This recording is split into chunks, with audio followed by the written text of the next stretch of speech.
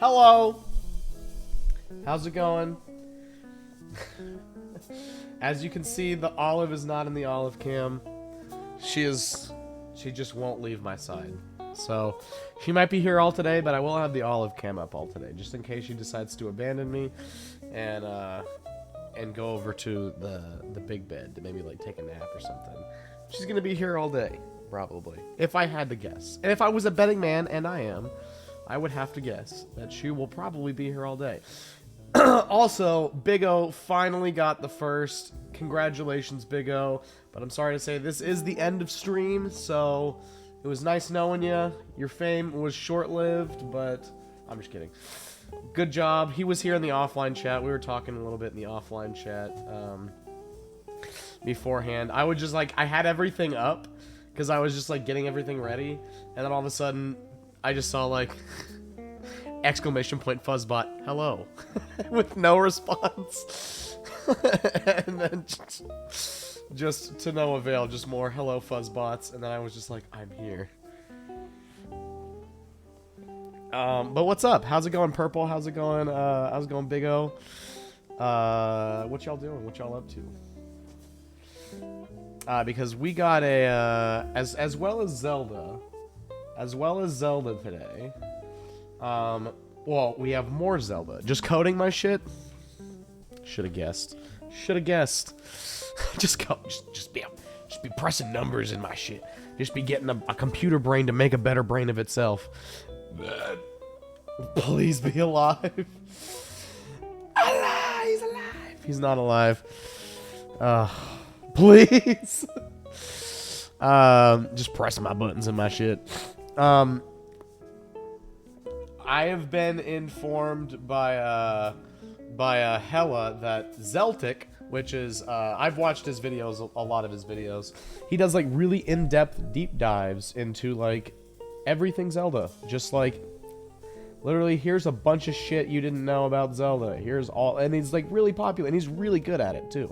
And he goes into like crazy depth of a lot of his shit.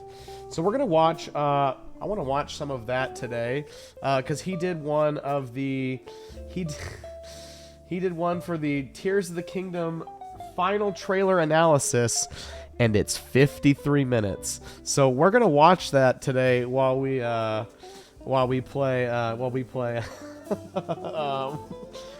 some Wind Waker. So that's gonna be fun to see kind of what some of his takes were on the final Zelda trailer and how those may. I haven't watched the video. Hella told me to. I think Hella sent it to me like, or told me to watch it like last night, and I was like asleep at that point. And then I was just like really busy this morning, and so I didn't watch it. But I wanted to watch it with you guys because I saw that it was 53 minutes, and I was like, oh, this is gonna be perfect for the STEM station. Hello, Fuzzbot. Welcome to the stream. There he is. There he is. Hello there. I'm Fuzzbot, the IM mascot of the Lint Trap and the fan of Mistafuzza. Thank you. Appreciate that, Fuzzbot.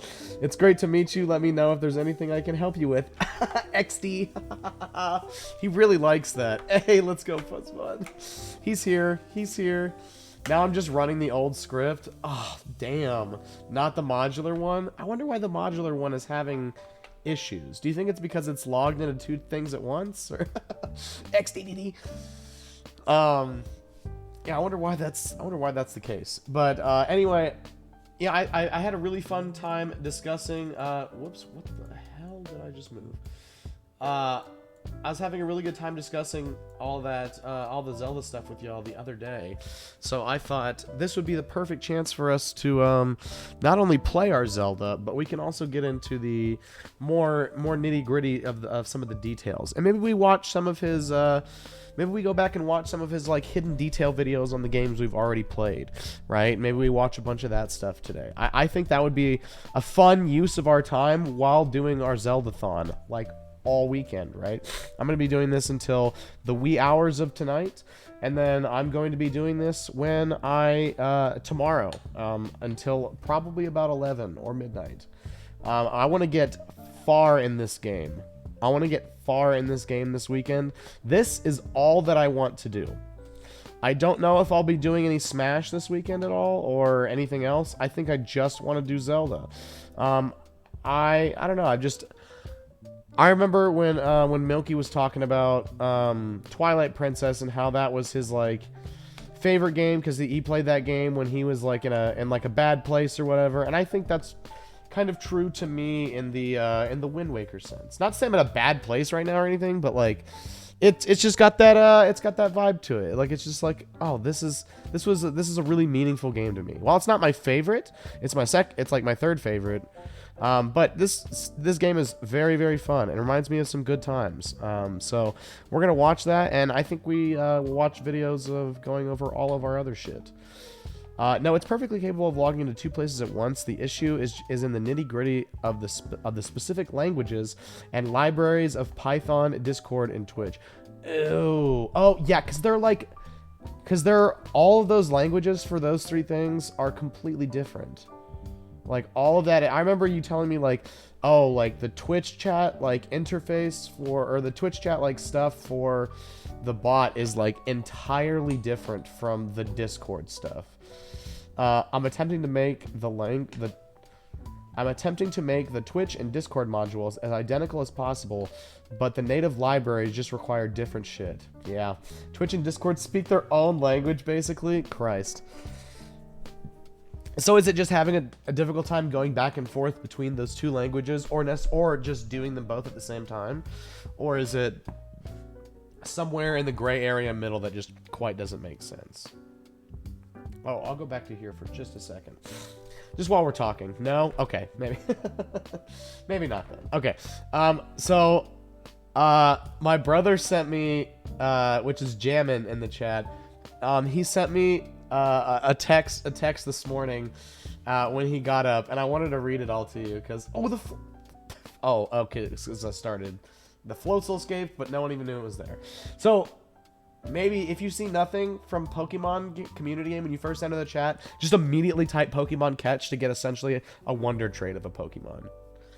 They're both online right now without issue. Huh. Weird. Purchase successful? Hell yeah. Anyway, but he sent me this really funny text and I wanted to read it to you. He said, I had a dream just now that in Tears of the Kingdom, instead of shrines, there would be these portals that take you underground.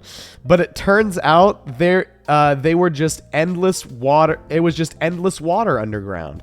So instead of a shrine challenge, you would be suspended underwater and have to solve some puzzle in front of you. And if you looked down, it was just endless gray, black depths. And I was just like, man, if Fuzza has to do 120 of these to finish this game, I think he'll just quit immediately. And I would not play that game. If there was a Zelda game that was a completely underwater Zelda game, I would begrudgingly just have the worst time.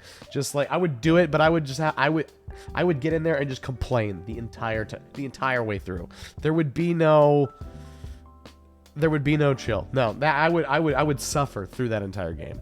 If you don't know, I fucking hate deep dark water. I hate it. I hate it so much. I hate it with a passion. It legitimately just like terrifies me because which is very interesting too because I love going to the beach. Like I have spent a lot of time just like going out into the water, not like deep water necessarily, but going like pretty far out, like a couple sandbars out on the beach, and then just diving underwater and looking for sand dollars. So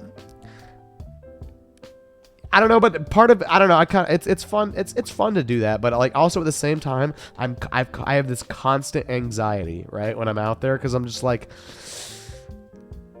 look, this is not my environment, right? No matter how strong of a swimmer you are as a human being, it's not your environment, right? Like, the water is not where a human is meant to go. That's why we evolved to have legs, because we can walk on the land. And we didn't evolve to have fucking gills and, like, fins and shit. So, I get like terrified because I don't know. I'm just like very afraid of like things in the water that would eat me, right? Having no control to like escape, right? I'm no longer like I can no longer really like fight for myself. And I'm just subject to getting fucked up by whatever's in the water. So it scares the shit out of me and I hate it. And so I would hate a game. I hate, like when I was a kid, when I would play Mario 64 or when I would play, and I would go to the, I would go see the eel, right? In the pirate ship. Ooh, that killed me. That fucking killed me. I hated going down in the water because Mario can't swim very well. And the eel was always there and he would eat me and he would damage me and I would feel like I'm drowning as well. And that's just like not fun for a video game, right? And so I don't know. I always just like hated that shit. I hated that shit a lot. And then in Majora's Mask, going to like the Great Bay Temple and swimming out into the middle of the ocean as like a Zora, or going to like there was like the big hole with all the eels in it. No, that was the worst part. Would you web search and tell us if you think Demise is going to be in Tears of the Kingdom? Why or why not? After doing a web search, it appears Demise is not in Tears of the Kingdom because this character has not been confirmed. Oh my god, okay. Have some imagination, would you? No problem. Imagination is a great thing. It appears Demise is unlikely to appear in Tears of the Kingdom since the game has taken place hundreds of years after the event of the original game. However, one cannot be certain until the developers confirm the character's illusion in the game. He felt very upset about these things too. I guess it is a sad thing to know that Demise might not be in the game, but I think he will. I definitely think he will. I think this is going to be a big thing about Demise in the end. I don't think they could really spin it any other way. They've given us they've given us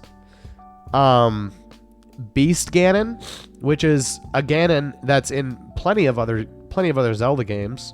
It's in Ocarina of Time, it transforms into Beast Ganon. This game hasn't had Ganondorf yet, so we're gonna get, I think, the ultimate version of Ganondorf. And then no other game has really featured Demise, the original form of it all. And if we're talking about maybe going back in time and all this kind of shit, I definitely think that we could get like an ultimate version of Demise too. Especially since this says about the like Ouroboros and all that, assumingly, because what we can see with the cover art of the game, right? It looks like a big Ouroboros, and that's just a snake eating itself over and over and over again. It's never ending. It's a constant loop. So if they're really bringing home the idea that this is like a loop thing, I definitely think if you're gonna get down to like the basic roots of the loop. Like, the beginning of it was what we saw in Skyward Sword with Demise. And what was the game they released prior to this? The HD remake of Skyward Sword, which featured Demise. For why? Probably because the game was taking too long and wanted everybody to know that maybe, hey, here's the direction we're thinking about going. So check it out. I don't know. That's just one man's opinion. We're going to get another man's opinion. His name is Zeltic. We're going to watch a little video of his to really find out maybe what he thinks on the whole. Maybe he doesn't even talk about like even the same subject. Fuzzbot. If the gameplay stays long after the original, then how does Ganondorf keep coming back after hundreds of years? It is unclear how Ganondorf keeps... Yeah, that's also very interesting, is a lot of the times it never really says how Ganondorf comes back, right? It just says, oh, he broke the seal. The seal was broken. He's back, right? And is that just because the spirit of Goddess Hylia is being put into someone else? Or I don't know what's going on. So, there is speculation that Ganondorf is able to be resurrected due to his connection to the Triforce of Power in the Master Sword. Additionally, there is speculation that the Master Sword is able to break time and space, allowing Ganondorf to return from the past until developers confirm... Oh, that's interesting. Fuzzbot, the games are clear that Demise curses Hyrule to forever be cursed by Ganondorf. Web search for Zelda games timeline and do some research. Also very interesting. Okay. So, while we're watching the, send your last response again, but tourniquet. Truncate it to under 500 characters. Oh my god, he just responded with a fucking, like...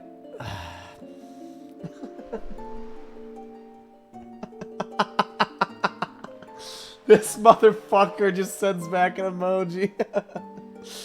Okay.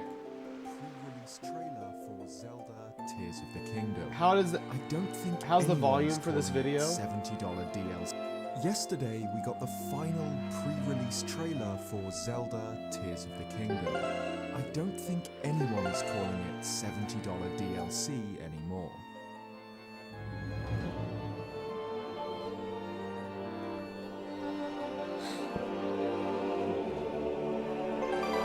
How's the volume on the video? Is it too loud?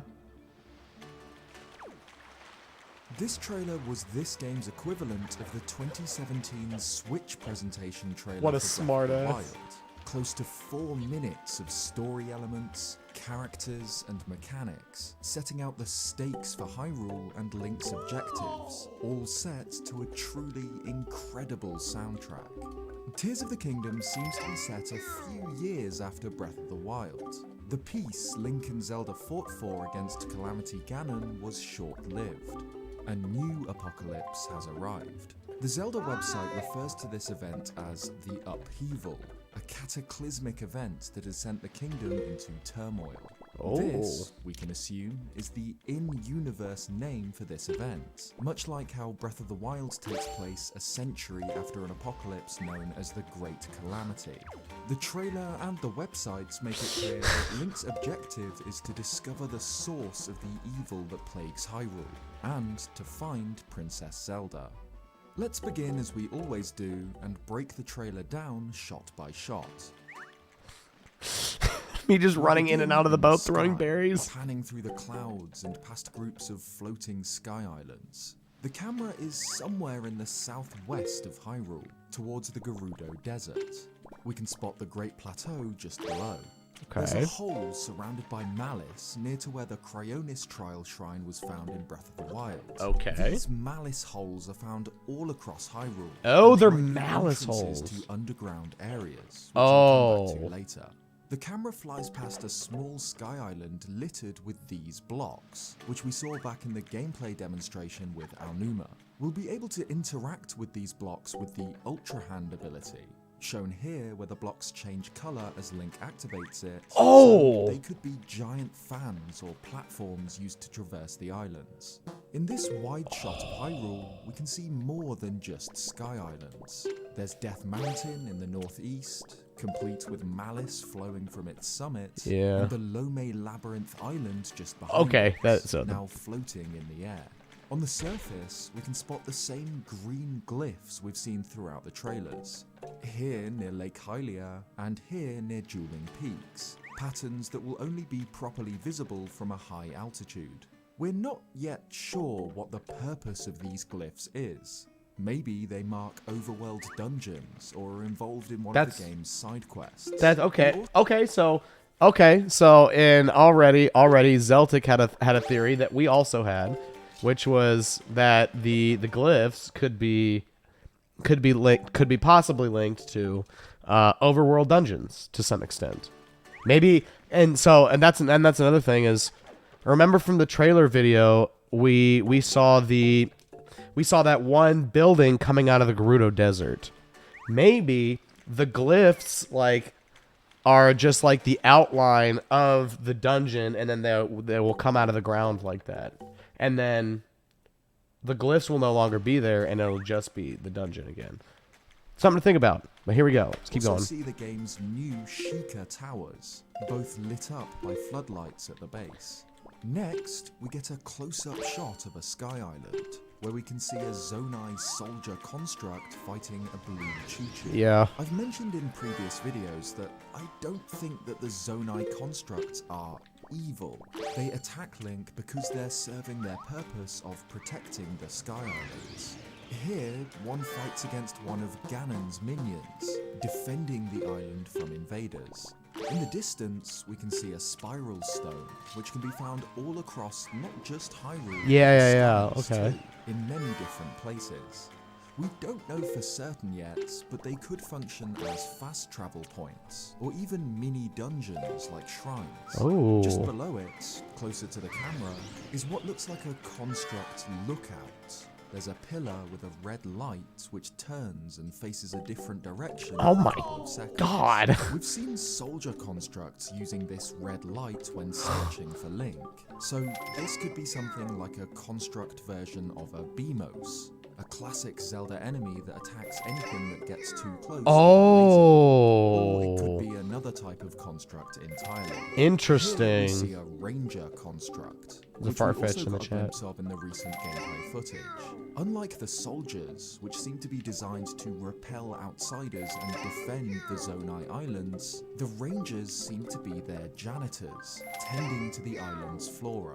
In the gameplay footage, we saw a ranger interacting with a yellow tree sapling, and here, a ranger swings an axe at a larger yellow tree.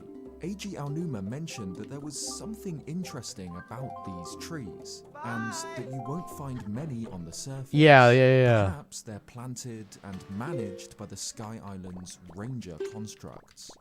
Link then dives from the heavens, past the same group of islands we saw Aonuma explore recently. We also get a good look at the strange tower found up here. Oh, which we can see yeah. leads out onto a bridge, leading to a small circular platform. Oh, that looks The like. design of the Hey, that looks like where Zelda. That looks like where Zelda was standing. At the very end of the trailer. At the very end of the trailer. Remember we were trying to figure out what that looked like with that little altar? That's exactly what that looks like. platform matches the one seen in the delay announcement clip, where we see Link, complete with the broken Master Sword, interacting with a mysterious glowing orb, floating just above a rectangular block. This area also closely resembles that seen in the E3 2021 trailer, when Link throws open two giant doors, marked with Zonai dragon symbols, and runs out towards a straight bridge into the sky. For a long time now, people have discussed the possibility of this group of Sky Islands, seen time and time again in trailers, and yet again in the gameplay demonstration, being Tears of the Kingdom's equivalent of the Great Plateau, a beginning zone Link is restrained to while he unlocks his new abilities. This seems to have been confirmed by the official Zelda website, which claims that Link begins his journey on one of the many mysterious floating islands that have suddenly appeared in the skies high above Hyrule. It's there our hero will have to gain new abilities before returning to the surface world to begin his epic adventure. In the gameplay demonstration, we saw 4 of Link's new abilities. That's Ultra right. Wind, Fuse and Ascend, which all make use of the Zonai green energy, and Recall, which instead glows gold, not green. The other abilities all have symbols that make sense for what they do. Ultra Hand is a hand, Fuse is a sword with a symbol at the top, and Ascend shows a figure in a beam of light. But Recall instead shows this kanji-like symbol.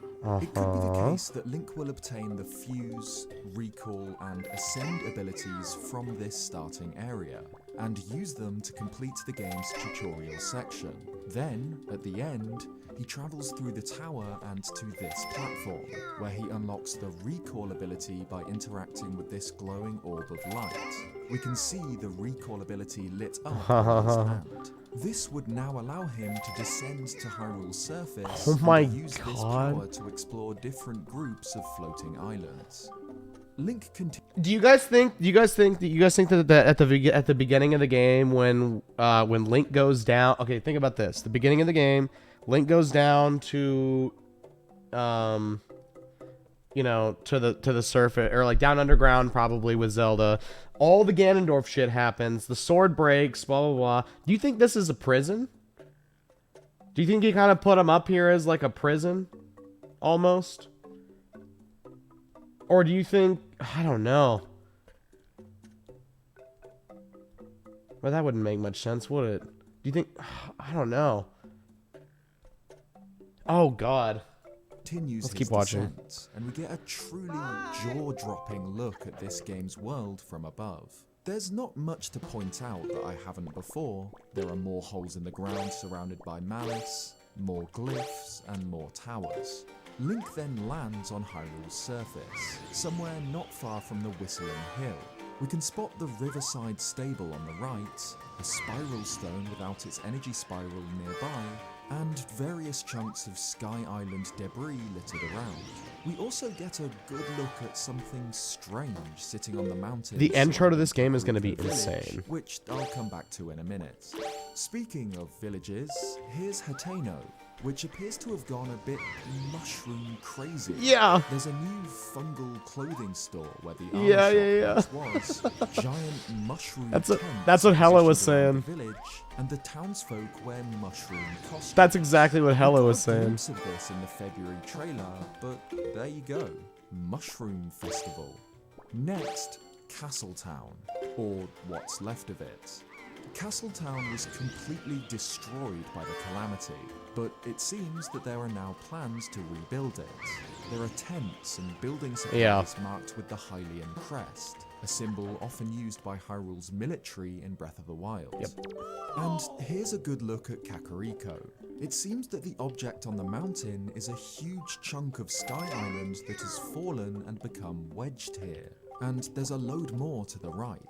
Wooden scaffolding and platforms have been constructed around the village. Perhaps the Sheikah have been researching the mysterious... Oh shit, fart on my roommate's door, ha! And almost... I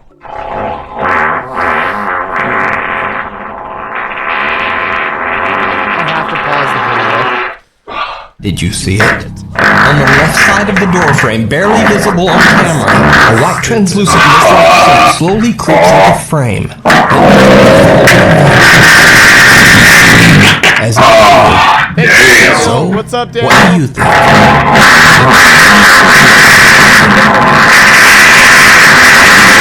It's a really good game, but...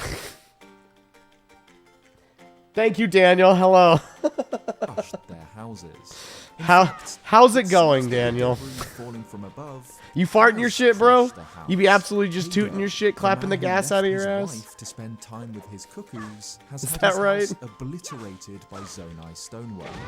There's another spiral stone on the cliff overlooking Impa's house, and if they function as fast travel points, like their minimap icon suggests, this will allow quick access to the village and whatever floats above it. Wait, shit, what did he say?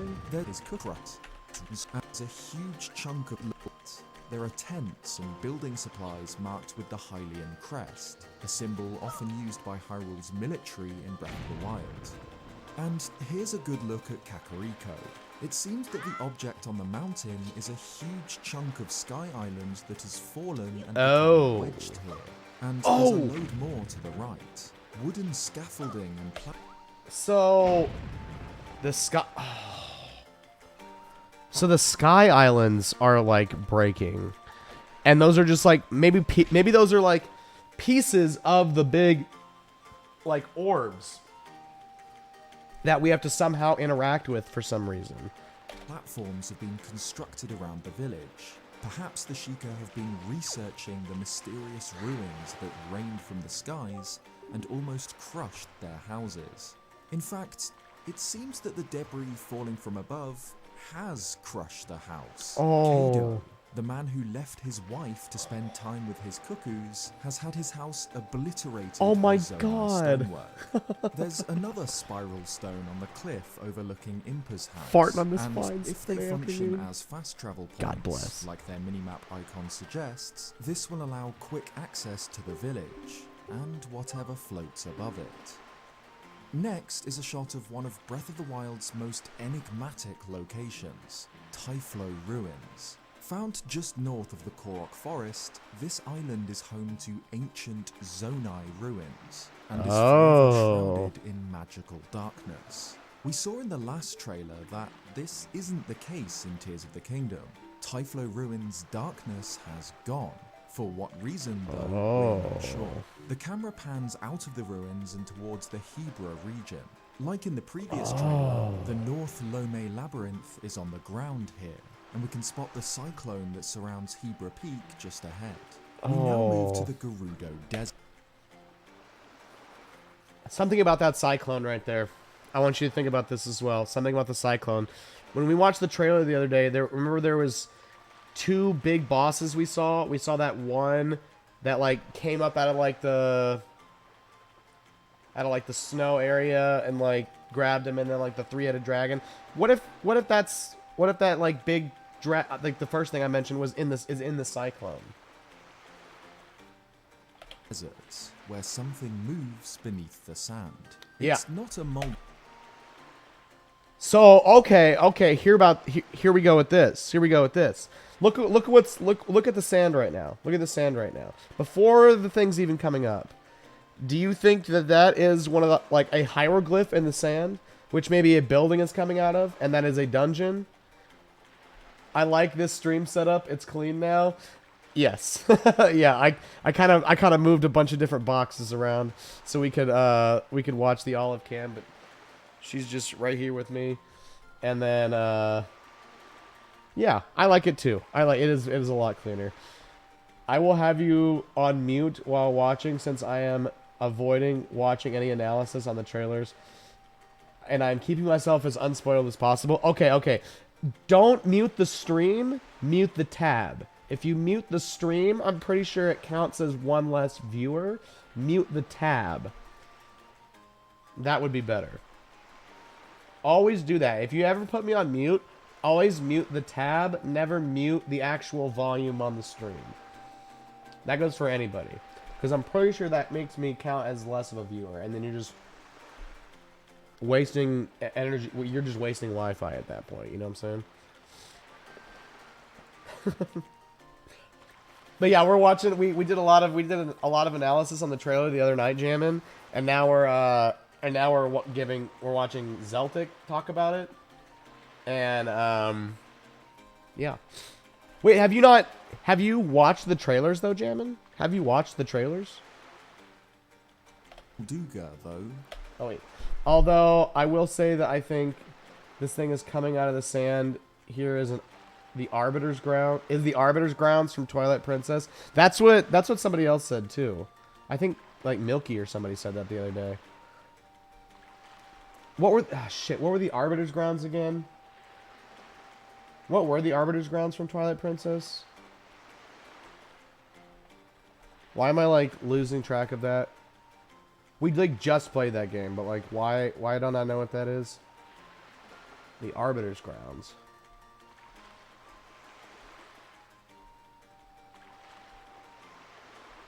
The Arbiter's Grounds.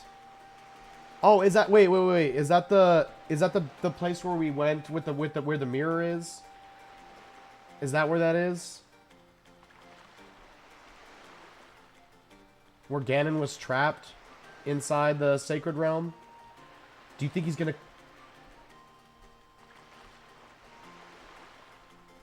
Okay.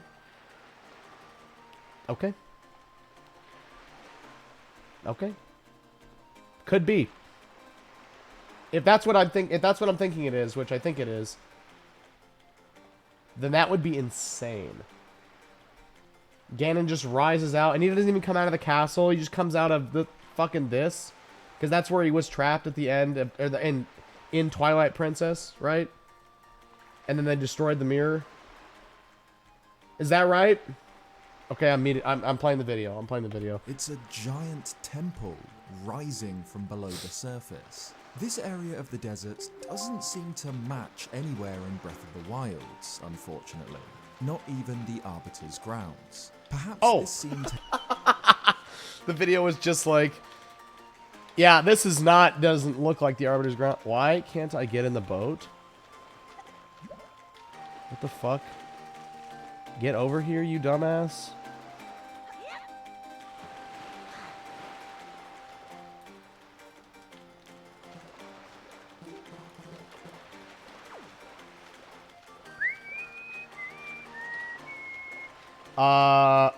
Okay, I can't get in the boat.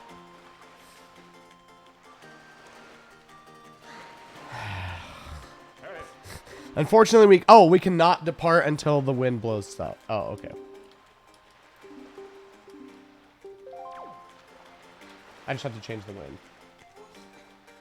Takes place in the deep desert giant temple rising Oh, what's from up, below Diggo? the surface. This area of the desert doesn't seem to match anywhere in Breath of the Wilds, unfortunately. Not even the Arbiter's grounds. Perhaps this scene takes place in the deep desert out of bounds, or in the distant past.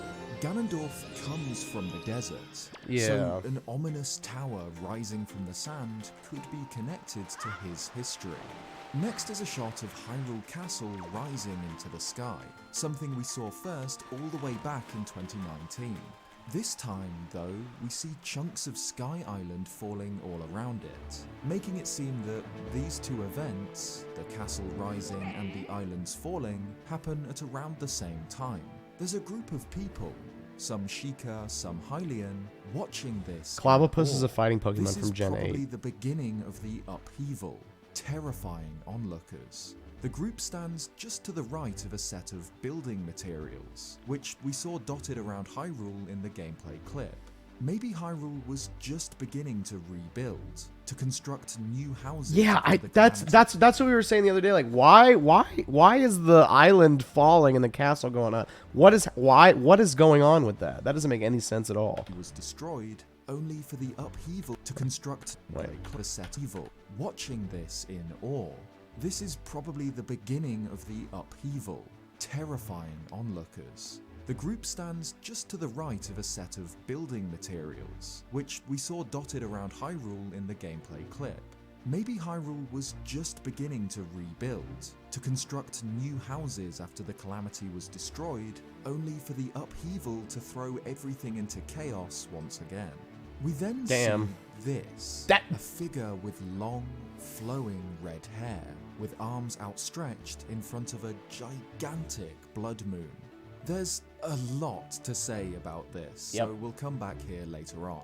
Here's an extended look at Zelda Fallen, something we could piece together from previous trailers. We know that Link turns away from Ganondorf and dives towards Zelda, seen in the February 2023 trailer, but here we see the outcome.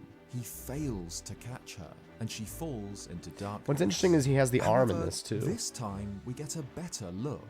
Just before the scene cuts, we see Zelda engulfed in a golden light, and her left hand lights up.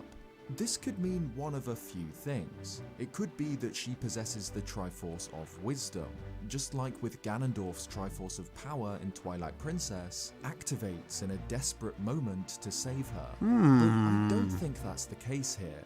Her left hand is clenched shut, even when she falls, with her right hand outstretched towards Link. We see later on in the trailer that Zelda is in possession of a tear, this, a golden tear marked with the same symbol as Link's recall ability. If she's holding it in her left hand here, it could be that this teardrop item activates when she falls, allowing her to survive the drop unharmed. Next is 4 consecutive shots, with each one representing one of Breath of the Wild's main races, the Gerudo, Gorons, Rito, and the Zora.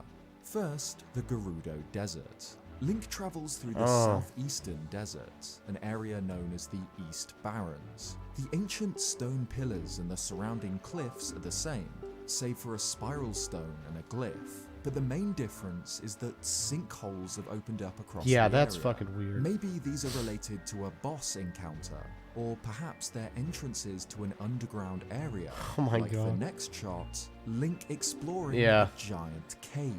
He's wearing the Flamebreaker set from Breath of the Wild, and lava falls from above, so it's a safe guess that this shot is somewhere below Death Mountain. Yeah, that's This that's what we area said too. is huge, just like the cave we saw in the February trailer, confirming. I think there is a cut between Ganondorf here attacking Zelda and yeah, I think so too. I think so too. That Tears of the Kingdom. Or maybe it's Demise, and then that building that rises is the Arbiter's grounds where Ganondorf was sealed in Twilight, where we saw him be sealed in Twilight Princess after they made the mirror.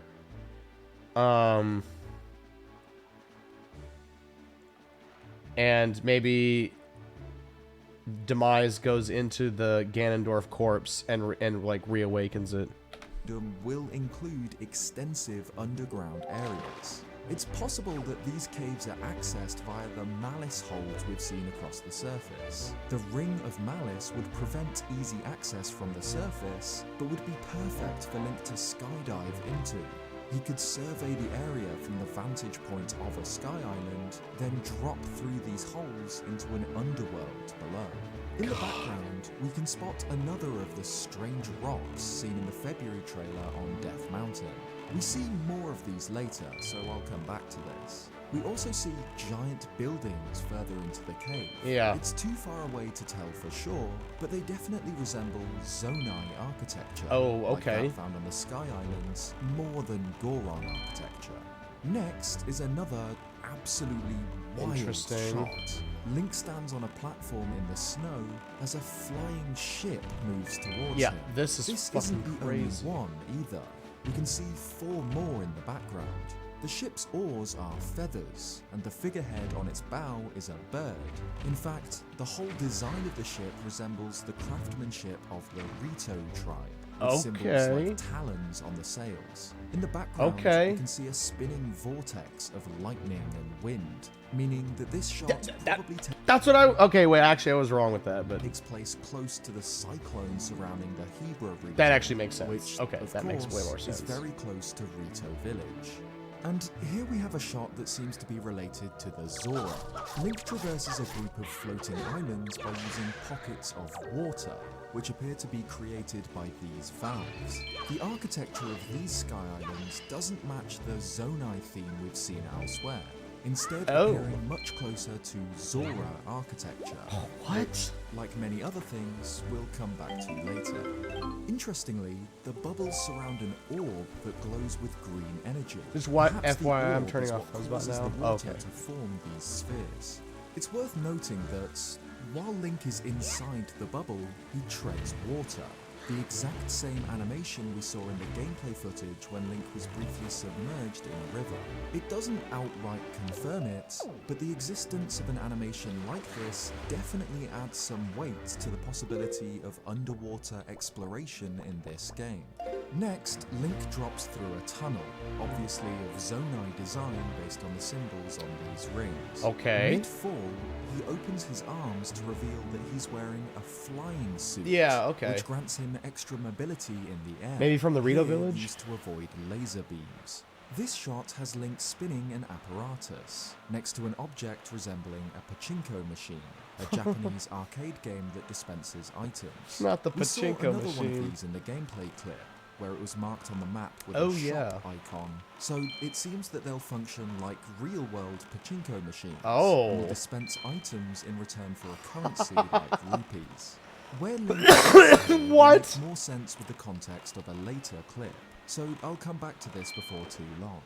It's clear where Link is in this next clip, though, inside one of the floating Okay, yeah, that's labyrinths. that's what I thought as The well. design yeah, of the walls are the same, but we can tell that this one is much deeper and features fences of Sky Zonai design. We're still not sure why these labyrinths appear to have risen into the air, or what purpose they'll serve. The next shot is of Fort Hateno, Hyrule's last line of defense during the Great Calamity, where Link fell and Zelda's powers awakened.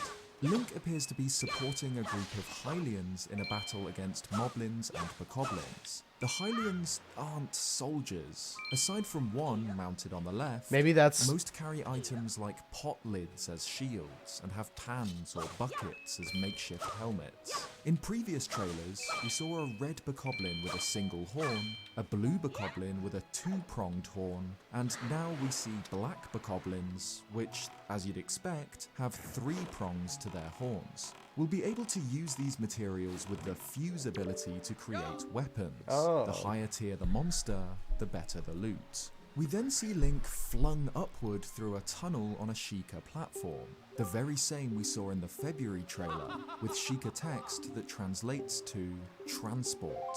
Also in the Wait, through a what? tunnel, the better the loot. We then see Link flung upward through a tunnel on a Sheikah platform. Yeah. The very same we saw in the February trailer, with Sheikah text that translates to transport. Also in the February trailer, we saw a group of Guardian arms surround Link, one of which held what looks like a spool of wire. Here, we see Link with the same spool of wire, which seems to be plugged into a Sheikah slate, like a USB-C cable into a Nintendo Switch. This is the same new Sheikah slate we saw in the artwork of Zelda for Tears of the Kingdom, so it's very interesting to see it in Link's hands here. The Sheikah text here translates to tower. Okay. That both of these clips.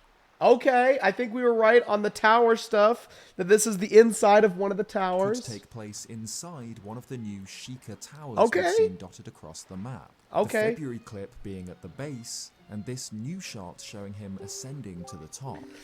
Now we come face to face with a mysterious figure. Let's talk about that, huh? I'll come back to later on with more context. After this, Link rears up on his horse, standing somewhere along the southern coast of Hyrule. We can spot Eventide Island in the distance, and, interestingly, two new structures on the cliffs in the distance. There's this tower structure, and this, a cherry blossom tree. The latter is notable because Breath of the Wild featured only two of this type of tree. One on Satori Mountain, where the Lord of the Mountain resides, and the Great Deku Tree itself. These trees are incredibly sacred and special in this world, so I don't doubt that this one here is too. This could be the home of another spirit like the Lord of the Mountain, a sapling from the Deku Tree, or something else entirely. Ain't no way they bring the Next is one Deku of my Tree sapling favourite back. shots from the trailer. A gigantic construct activates and pulls itself out of a wall. This could well be the beginning of a boss encounter. It's incredibly reminiscent of the introduction to Godan, a boss from the Wind Waker.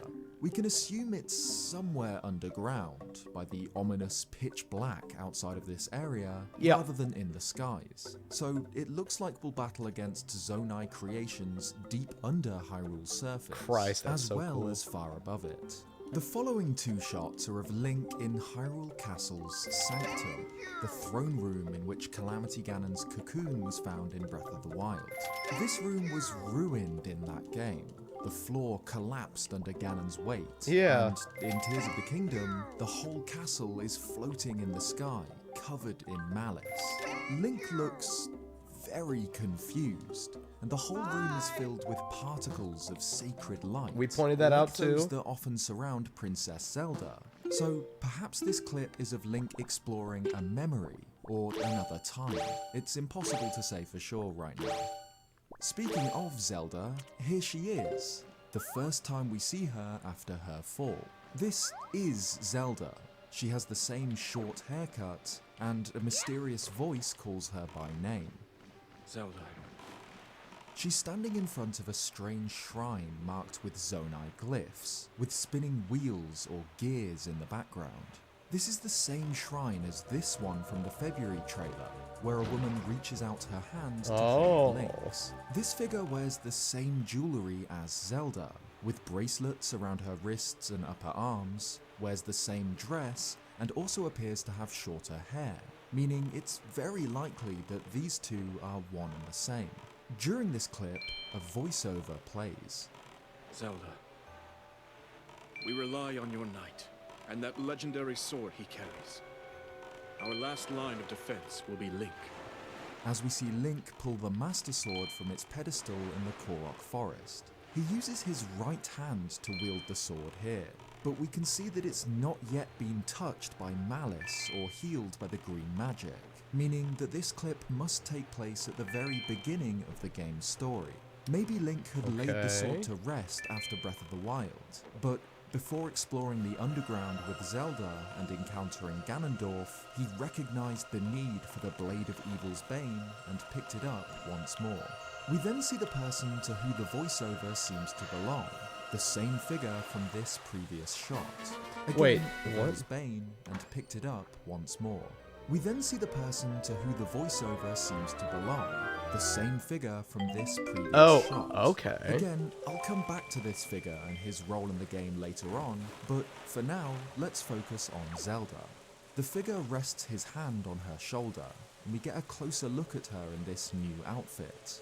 She wears earrings that resemble the lotus bud shapes found on Zonai architecture. Okay. And wears a headdress of the same design. Her whole attire here is obviously connected to the Zonai in some way, but we're not sure what that is yet. She also wears the yellow teardrop around her neck.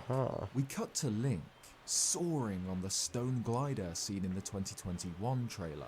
In the background, we can spot a section of Sky Island that we'll be able to rotate with Ultra Hand, as seen in the February Direct, and a gorgeous shot of Hyrule like those the trailer opened on. We can spot a few details on the surrounding islands, a pachinko machine on the left, Yes, the and pachinko this machine. one, which seems to have a large pool of water or other very smooth surface. Here, Link battles against two basic soldier constructs, one wielding a rusty broadsword and another a rusty shield. What they wield isn't interesting, but what Link wields is a royal shield fused to a royal claymore, which confirms that we won't just be able to fuse rocks and logs and mushrooms to our gear, we'll be able to fuse shields to swords. Why we'd want to do this is obvious too. Link is able to use the shield sword to shield bash a construct's attack. Holy which shit. would ordinarily be I didn't even impossible notice using a that! two-handed weapon like a royal claymore. Following this is Link paragliding above a giant rotating sphere. This is, in fact, the outside of this shot here. We can even see the pachinko machine inside. In this clip, Link is battling something somewhere in a cave on Death Mountain. Whatever it is rolls towards him at speed, which Goron. Link avoids with a sidestep, causing it to crash into the wall behind him. This is probably a Goron of some That's sort. what I'm thinking. They're known to curl up into balls and charge at their opponents. Like And in in the Ocarina of entrance the Time, or cave, Majora's we Mask. see two Gorons standing behind a rope gate. It feels like this is a test of some sort, something that the Gorons are no strangers to. They test Link's strength in multiple different games in the series, often with physical challenges like heat endurance or sumo wrestling. It's also worth noting that Link wields a Cobble Crusher here, a standard Okay. Goron weapon in Breath of the Wild, but he seems to have fused the horns of a blue moblin to the end. The cave itself is lit up with purple streaks, like those found on the smaller boulders. Considering that Death Mountain isn't particularly healthy right now, this purple could be malice, showing how badly affected the maybe the entire Goron is area is by the upheaval. Back to the Rito now, in the endless snowstorm around Hebron. Link is accompanied here by Chulin, the son of Tabor, who Link takes on Varmado with in Breath of the Wild. The pair jump on a sort of trampoline through a ring and into the sky, where we see more floating islands and more flying ships, which each seem to have a horizontal sail on top, which might function as trampolines. We can tell that these structures, like the ships, are probably Rito in origin. Chulin is surrounded by blue energy, like that which powers Link's hand, which is something we see more of later on in the trailer. Oh. Next, we see yet another brilliant use of Ultra Hand. Link, on horseback, pulls a cart that he has clearly built, based on the green glue on the wheels and on the front, and transports a group of Hylians across the land.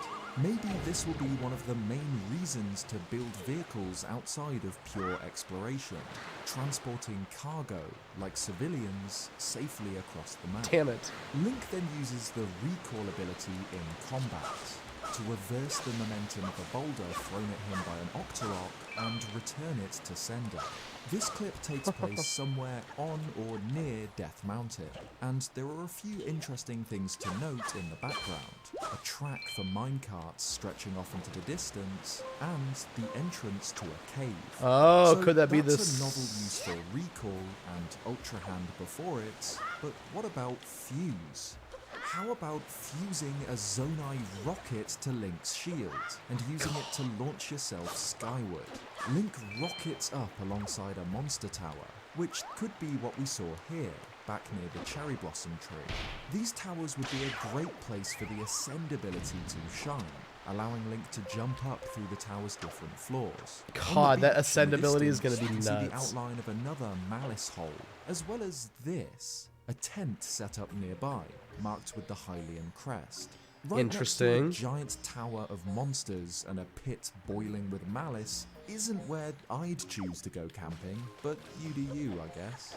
Link then jumps between Zonai platforms in the sky, each marked with the same symbol found on Zonai vehicle parts and on constructs. These platforms seem to affect gravity.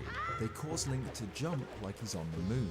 Zonai technology affecting gravity makes perfect sense. This could be how the bubbles of water are formed, and how the sky Oh, islands interesting. themselves It's all stay gravity? afloat.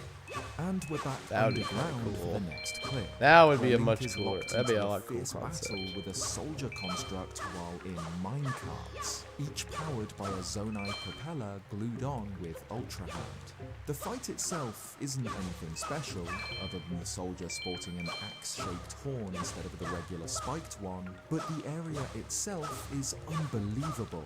Huge Zonai buildings are all around, as are lakes and falls of lava, complex systems of minecart rails, and more malice boulders. Though the design of the buildings and the appearance of constructs connect this area to the Zonai, we can see that it was also inhabited or built by the Gorons too. Their symbol appears on the minecart. What the fuck? So there's gonna We be can all this see different even tech. further There's back. gonna be a lot of different technology with all of the races, I feel like, and that's gonna be really cool to see like who built what, and that's all just not random shit. Into the distance, where we can spot the same environment as the cave in the February trailer, with the same odd glowing yellow trees or mushroom stalks, and pools of malice staining the ground. Whatever this area is, whether it's a proper fire dungeon or the belly of Death Mountain, it's truly gigantic, a proper underworld for us to explore. Next is what could be the most outrageous shot in the trailer, and that's saying something. Link has built himself a battle tank with So good. concrete slabs glued together onto a base with 4 wheels. Like, are you fucking with kidding some me? sort of electric cannon or sword on the side, driving into battle against a Talus camp and its accompanying bokoblins. That's Of amazing. course, Link controls the tank the same way as the car and the flying machine, with a set of handlebars glued to the top. I don't think I can add anything to this. It's absolutely insane, and I love it. Link then rides towards an enemy camp in the Lemurian wetlands, and confirms something I've wondered ever since the fuse ability was revealed. In Breath of the Wild, rubies are said to contain the power of fire, and are used in jewellery that keeps Link warm. Yup. And here, he uses the fuse ability to make a ruby arrow. Yep. Which, as you'd expect, Ruby creates a arrow. makeshift fire arrow. Link's outfit is worth pointing out here. It seems that his clothes are designed to resemble the figure who talks to Zelda. Okay. He has the same long ears with earrings, and the same cloth around his shoulders. Another genius use of the Ultra Hand ability here, Link has created a Zonai turret by connecting wheels, laser cannons, and a battery, like that we saw on the car in the February trailer. When he shoots it, the machine comes to life. The wheel spins and the lasers activate, creating a rotating web of death that cuts through the enemy encampment. Some of these enemies will give Link more loot than usual. This bokoblin has a crude backpack filled with some sort of glowing orange material, like the one worn by the bokoblin miner here in this shot underground. Now we move to the heart of the Hebra Cyclone, where Link and Chulin narrowly avoid the jaws of a gigantic ice monster. It has long, insect-like limbs, 5 eyes, and somewhat resembles a Freezard, a Zelda enemy. We can spot a group Okay. of sky islands down below, but the monster itself appears to emerge from some kind of vortex or portal, or just a gap in the storm. Maybe this is the reason for the Hebra cyclone. The endless snowstorm might have been caused by this creature, or it could just be a part of it. There's then a very short clip of an explosion of malice, like the one we saw in the February trailer. It's hard to say what this is. It's similar to the explosion when a Blight or the Calamity Ganon itself is defeated. So this could be shortly after Link defeats a boss, though we don't see what it is. Then we see this. Zelda, in her new Zonai outfit, stands on a stone platform in Hyrule, with her hands cupped together. In them, we see her hold the tear, which we saw her wear around her neck in this shot, and which could be clenched in her left hand in this shot. This is probably one of the tears mentioned in the game's subtitle, a tear of the kingdom, something which will be absolutely central to the game's story and progression. This isn't the only one we'll see though, so we'll come back to this. Behind Zelda's hands, we can see not only Zonai runes engraved on the stone, but the Master Sword itself. This clip seems to take place after Ganondorf's resurrection, after Link's arm is burned and after Zelda falls, so it's strange to see the sword in Zelda's possession, when we know that Link continues to carry it after it is broken underground and takes it with him to the sky. Now the trailer kicks it up a gear. We begin with Ganondorf in his mummified, decrepit state. Oh, I didn't even see that. Channeling malice out of his chest and towards the ceiling, something we've seen before. There's then a cut. I didn't even. With a jet of malice propelled towards the sky. At a certain, seemingly arbitrary point, the malice stops traveling up. It hits a point of empty sky that ripples, then explodes outwards. One of the central mysteries of Tears of the Kingdom is, where did the Sky Islands actually come from? They're certainly not there in Breath of the Wild. They seem to have descended from the heavens, almost like an answer to Ganondorf's revival. Well, it's been theorized before that the Sky Islands did exist during Breath of the Wild, but they were obscured, hidden above the cloud barrier. This divide was created by the goddess Hylia before Skyward Sword, designed to hide and protect Skyloft and the Triforce from demise on the my surface. god. And in Breath of the Wild, we see the dragons enter and exit strange portals high up in the sky. Oh, that's Portals true. Which closely resemble the gaps in the cloud barrier back in Skyward Sword. Perhaps what we're seeing here is Ganondorf's malice breaking the cloud barrier, causing the Zonai Sky Islands to descend into Hyrule's skies. Oh my fucking god. His malice doesn't just scorch the sky though, it spawns minions, groups of bokoblins and moblins, and for the first time in Tears of the Kingdom, Lynels, a blue, a silver maned, and a silver. As you'd expect, their horns are incredibly impressive, brutal-looking weapons, which Link will be able to fuse into his own weapons if he's able to bring one down. We then see an extended version of the scene where Link is first attacked, where the Master Sword is broken and his arm burned. Malice, sent forth by Ganondorf, completely engulfs the blade, then travels up Link's arm, singeing away leather, cloth, and flesh. Yeah. Then, here it is. Ganondorf, in the flesh, rehydrated, back to full power. In his own words, do not look away. You witness a king's revival and the birth of his new world. Ganondorf is huge and muscular, with a beard and long red hair tied into a bun. He wears Gerudo clothing and jewellery, with a sash over one shoulder. This illustration was shared on Nintendo's social media, showing him carrying a samurai sword like the Sheikah and Yiga clans. Ganondorf's appearance and his role in Tears of the Kingdom is something I'll cover in detail later on, so let's jump back to the skies, where Link is running away from a new enemy, some sort of shark that appears and disappears out of black sludge. True. Link and Chulin then dive down into the Hebra tornado, a clip which could take place immediately before the boss battle against the ice monster or just after. We then see this figure. Many things about her resemble Zelda in her Zonai outfit. They wear the same dress, the same earrings and headdress. This figure even has the same golden tear on her neck, just like with Zelda.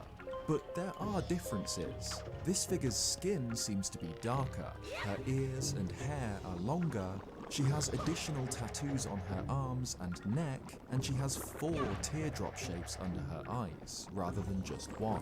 Whoever it is, she holds up her right hand and appears to use a Kamehameha wave to destroy a horde of Molduga. We might have already seen this approaching horde back in the February trailer here. It looks like this figure is standing on the Great Plateau facing southwest, which would line up with the direction these Molduga are traveling.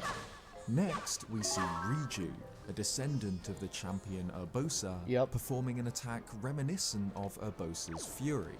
It's different though. We don't see any of the green spirit energy here.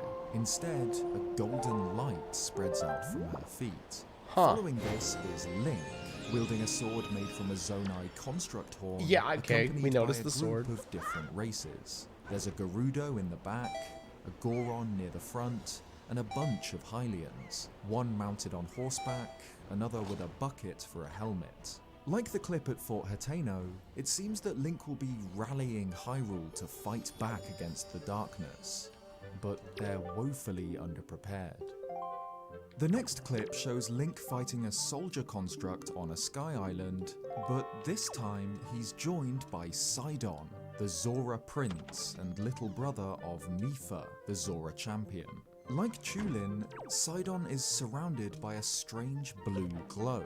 The constructs themselves are different to what we've seen before. They're presumably higher level, with more ornate head designs, these ones shaped like saws. The surrounding sky islands resemble Zora architecture, like the one seen in the clip with the bubbles and with the goop shark.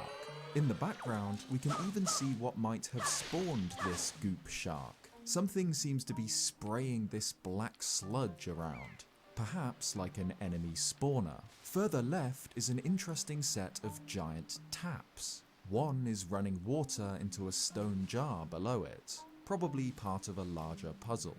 There's then a shot of Link looking distraught. The background is clearly a cave, lit with the ominous red glow of malice, and his champion's tunic is burned, meaning this shot must take place during the sequence underground with Ganondorf's body.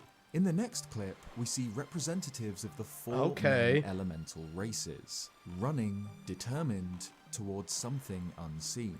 There's Riju for the Gerudo, Sidon for the Zora, Chulin for the Rito, and an unseen Goron. We can just make out the end of the Boulder Breaker, the trademark weapon of Daruk, in the corner of the screen. That's gonna be the other Goron. What's most interesting here is that we can see that both Sidon and Chulin are in possession of tears, just like that held by Zelda. Chulin's is green, attached to his left talon, and Sidon's is blue, attached to his hand.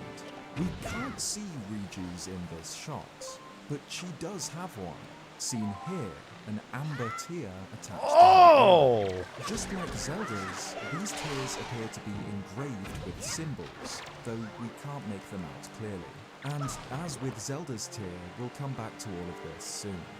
Here, Link runs along the bridge of did not Hylia, even see found that. over Lake Hylia in the south. He's wielding a blade that has been fused with some sort of crystal, but more importantly is what he's running towards, a giant, flaming, 3-headed dragon. This is obviously the same one seen in the February trailer, found guarding the bridge, and it looks like a modern interpretation of a Gleeok, a classic Zelda enemy dating back to the original game. Its eyes burn with malice, and it's gonna be a hell of a fight. Before the logo, we get one final shot of Zelda, holding the Master Sword we saw her with earlier. We can assume this shot takes place around the same time as the one of her cupping the tear in her hands, as well as the one at the very end of the trailer, after the logo, where Zelda, still clutching the Master Sword to her chest, pleads for Link to find her. Here, we get a better look at where she is. She's standing on a platform, just like the one through the tower on what I'm assuming is the starting island, complete with the same rectangular altar in the center.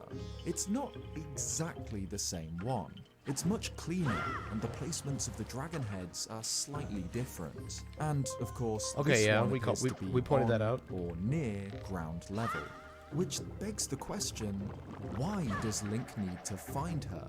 She seems to be on the surface in Hyrule, but there are no islands in the sky, and Link apparently can't reach her. So, is she trapped in a parallel world or in a different time? In less than a month, we'll find out. That's what we were thinking too. So that was the shot-by-shot breakdown of the final trailer for Tears of the Kingdom. But we're not done here yet. There's a lot more to chew on, and a lot of things that relate to one another and make more sense out of the order they were shown in.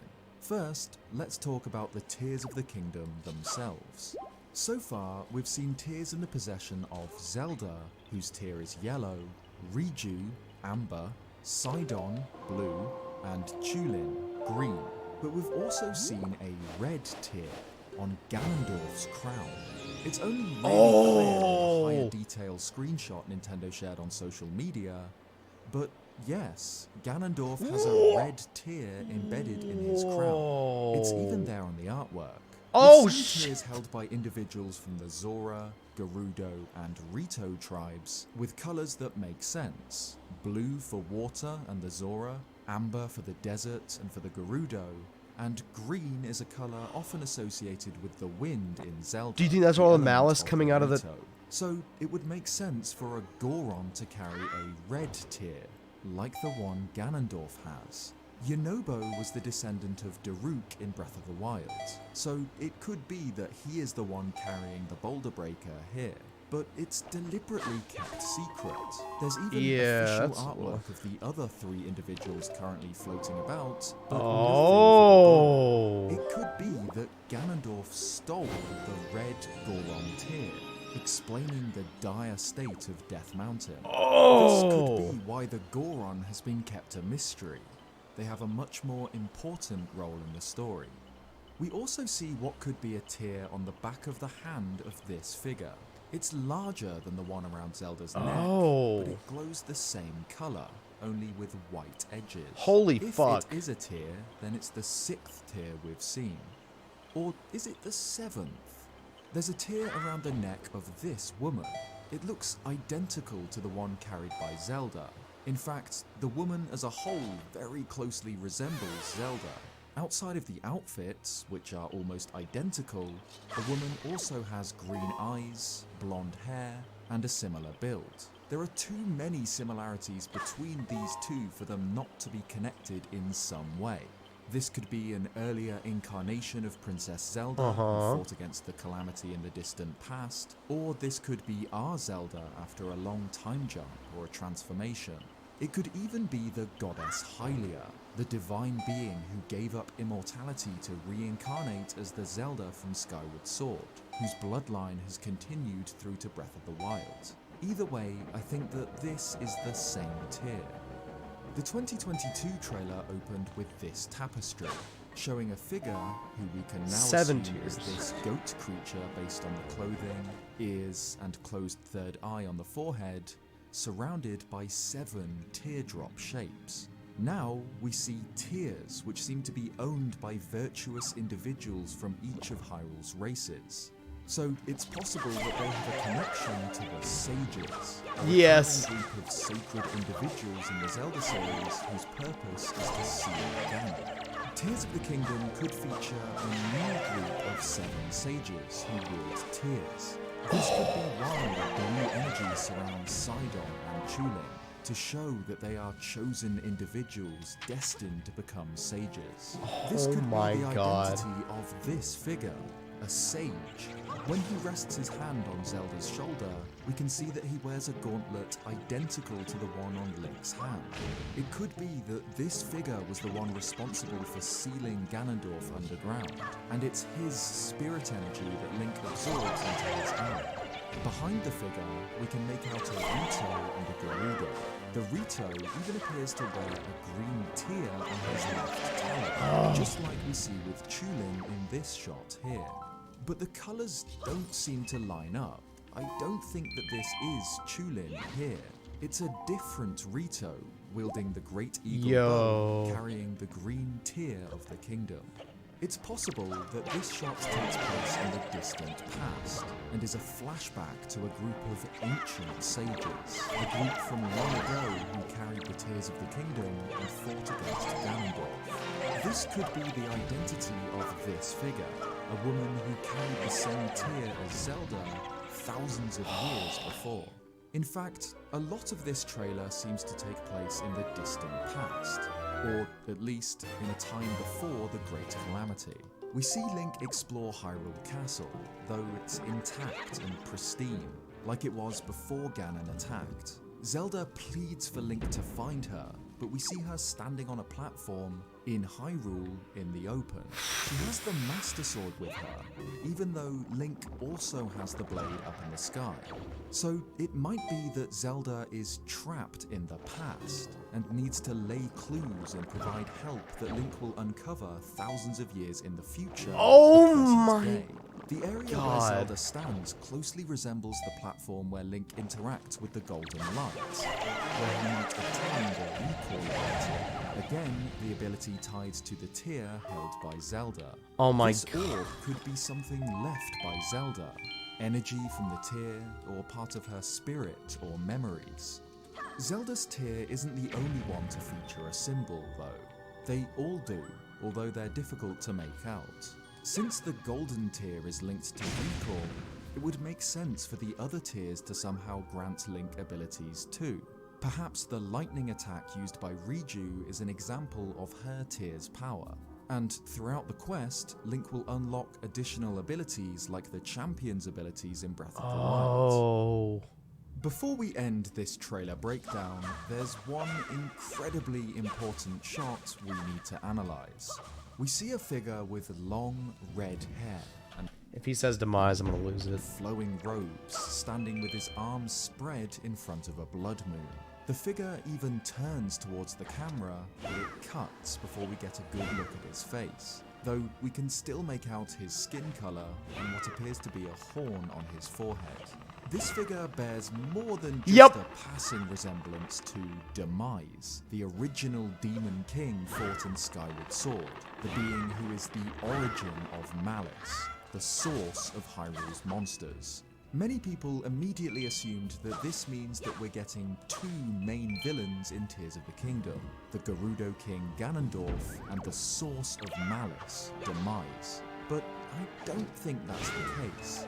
It seems that this figure is Ganondorf, just in another form. At the bottom of the shot, in the we can Demise see form. stone walls and flowers, which are also seen on the floor in the shot of Ganondorf. Both figures also have loose clothing on their lower halves and a sash over their right arm. This clip cuts just as Ganondorf appears to power up. He spreads his arms and screams with the tear on his forehead glowing. I think that this shot is part of a larger cutscene, where Ganondorf summons his power and calls forth a monumental blood moon and transforms into this, a form where he embraces the malice within him. Skyward Sword explains that Demise was the origin of Malice, so it's not surprising that Ganondorf takes a form that so closely resembles him. Ganondorf is an incarnation of Demise's hatred, the result of a curse placed on Link and Zelda in an ancient time. And it seems that Tears of the Kingdom will really explore the relationship between Demise and Ganondorf, between Malice and the Calamity, with a new Malice form that closely resembles the Father of Darkness. Hell yeah. Thanks so much for watching this video. Hell If you liked yeah. it, leave a like and subscribe if you haven't already for more Zelda content.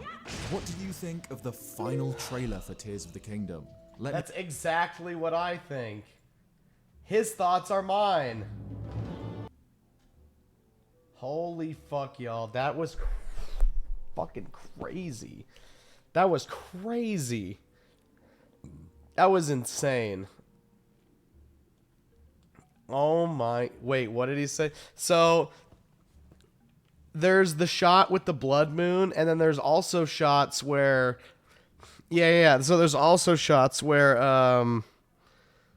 the malice form is are all the other, like, all the minions and stuff, the bokoblins, the Lionels, all that shit are like coming into the world, right?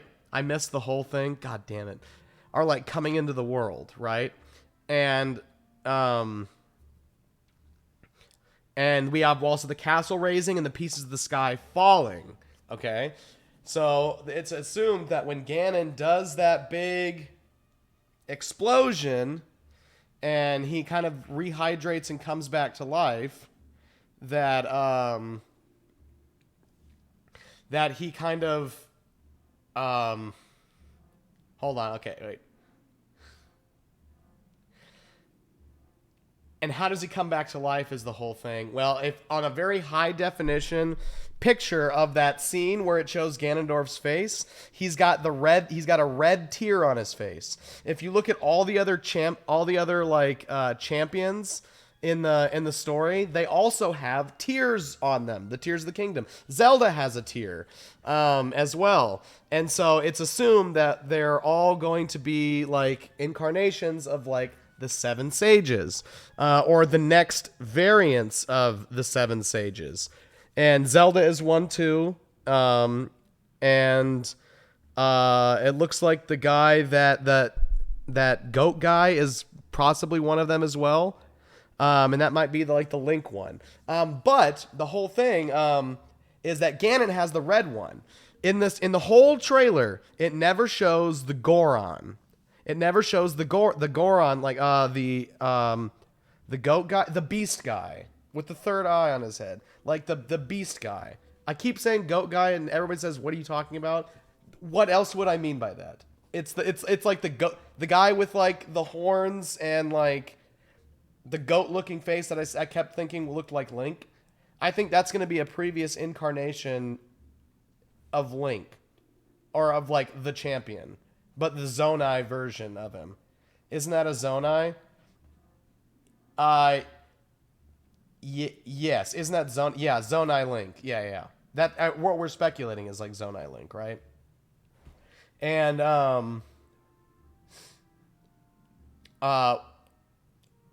so anyway, we've got all these people with all these different tiers, okay?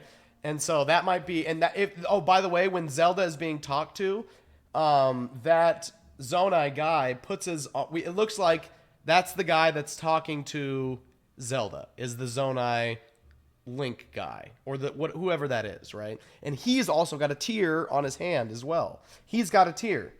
Rauru, yeah, the person we think is Rauru, I think is actually going to be that Link guy. But he's also got a tear on his hand, okay? But it never shows the Goron, right? And then we know that Ganon has the red tear, which is going to be, assumingly there's a tier linked to each one of the races, much like the sages were, those chosen heroes.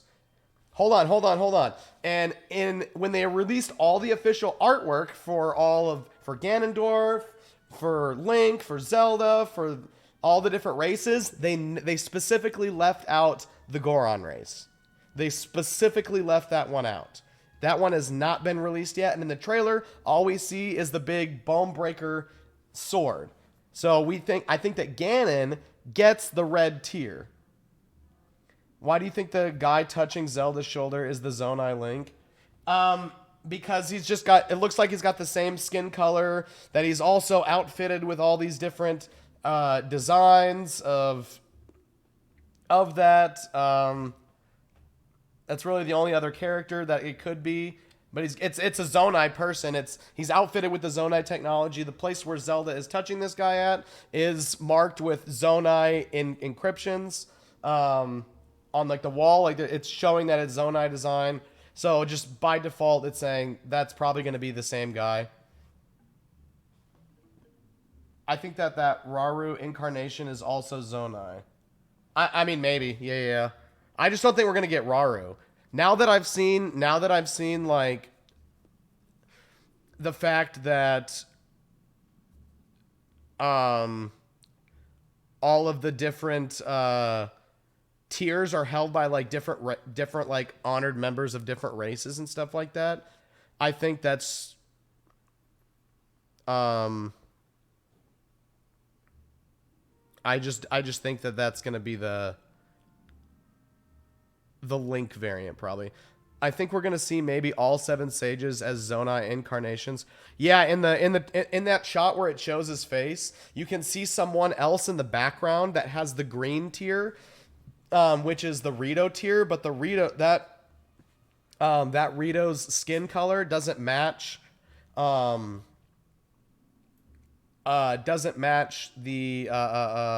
skin color of the Rito there. So yeah, I think we might get like in the age of the Zonai or whatever, where everyone is maybe all these weird looking people, these different weird looking people. I think those will probably be the original versions of the races, of all the different races that eventually split off, went to protect their tier, created different societies, but all came probably maybe from the Zonai. Just a thought. Yeah, I like that. So I think we're going to get a lot of that. But, okay, so anyway, when Ganon summons that big red blood moon or whatever, it shoots up into the sky and it just hits some spot in the sky, right? And it's...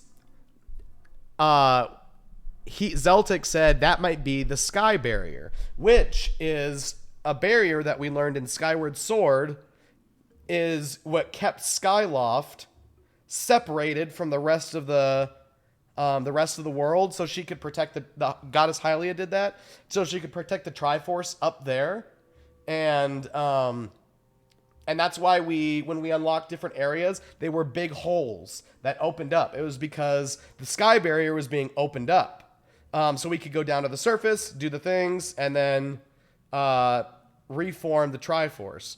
So when Ganon's thing hits the top of that, and it spreads out, I'm thinking that breaks the sky barrier. That breaks the sky barrier, and then we see all of the floating islands, which were there, supposedly, in Breath of the Wild, but the sky barrier was blocking them. Another theory that we have that the sky barrier actually exists is in Breath of the Wild. When we see the 3 dragons, whenever they come down from the sky or go back up to the sky, they come out of these portals or these openings in the sky, which indicate they're going somewhere. So they may be going up to above the sky barrier, which now we may just see the dragons floating around all the time because there's nowhere for them to really go. And then we also saw this, think about this, we also saw, they also go down underground. And so there may be, maybe we'll see them all the dragons just traveling from the middle to the underground to like the above. And we think there is underground spaces because, Bigga, what you pointed out, remember in the trailer we saw those different red circles that were kind of like around the map in different places? That you say, like, I don't know, maybe these are like malice, like spots of malice or whatever. Maybe those are entrances to go to underground. They're all over the map in the trailer. They're everywhere. Possibly spots for underground.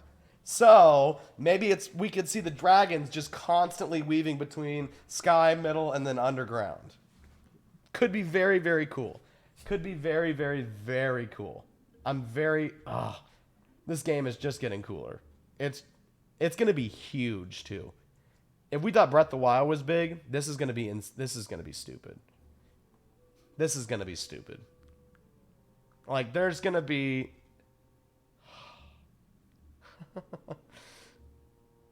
there's going to be a lot of stuff. Could be. That's what I'm saying. I'm gonna look up Zeltic Skyward Sword, and I want to see what videos he has on Skyward Sword that we could watch.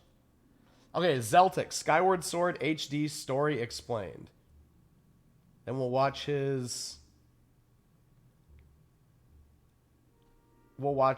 Easter eggs and references in Skyward Sword as well. This is a 40-minute video. Hey, I take it. I take it. I'm gonna turn on this little fan right here.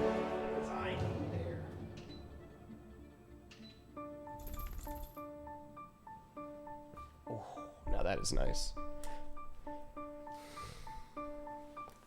Could be, could be, could be. Skyward Sword takes place at the very beginning of the Zelda timeline, and sets up a lot of the recurring elements throughout the series. Link, Ganon and Zelda's origins, the birth of the Kingdom of Hyrule, and the very beginning of the cycle of reincarnation that has led to so many different Links and Zeldas throughout time. The game's story is one of the most extensive. Big O, if you're in the gonna pay series, attention, you should and watch in this, my because this is a opinion, story one of the explanation. best. Let's look into it. Of Skyward Sword, at least. So I know you didn't watch a lot of that one.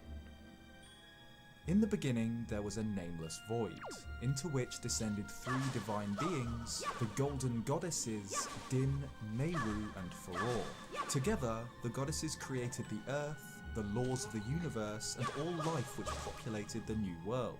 With their great work completed, the golden goddesses performed their final tasks. The deities poured their essence into a sacred artifact, three golden triangles, the Omnipotence Triforce.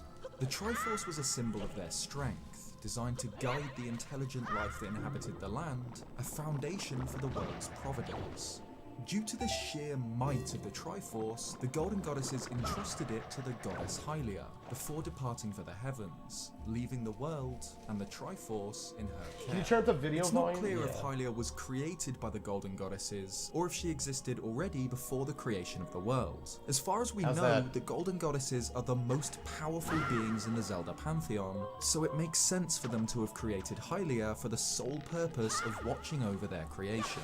Regardless, for a while, this new world was at peace, a time known as the era of the goddess Hylia.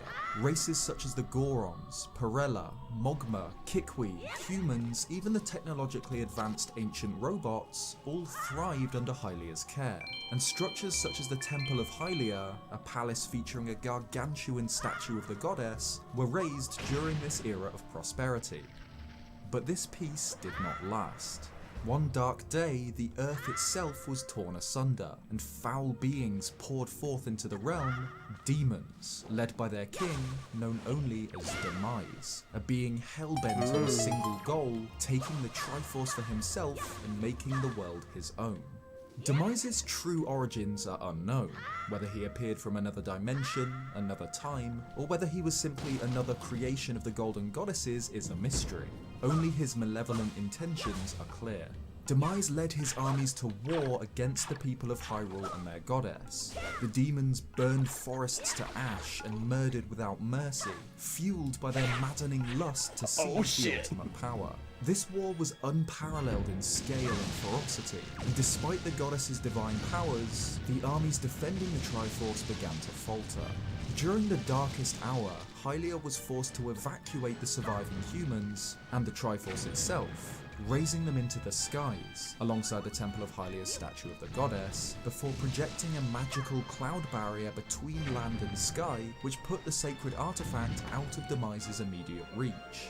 With the Triforce safe, the goddess turned her attention back to the Demon King and his armies. Despite Demise's overwhelming power, Hylia, carrying a blade known as the Goddess Sword, rallied the remaining people of the surface into a final defense. The races of Hylia's land stood alongside their divine guardian against the demonic hordes, and despite the goddess suffering grave injuries, Demise fell and was sealed by Hylia. Peace had returned to the land, but at a cost. Hylia was mortally wounded, her people scattered, and despite Demise's apparent defeat, the goddess knew that the seal which bound him would not last forever. Hylia had impaled the Dark King's skull with a powerful artifact known as the Sealing Spike, which stripped him of his physical body, trapping the demon within the monstrous form of the imprisoned, which was then itself sealed at the very spot in which the statue of the goddess once stood. But he was not defeated. The war wasn't over. One day, Demise would return, and the world would end. The goddess responded to this by putting into motion 2 separate plans, and then vanished from the world. With the seeds for these divine plans sowed, the fragile peace continued for an age, though slowly but surely, the seal on Demise began to weaken.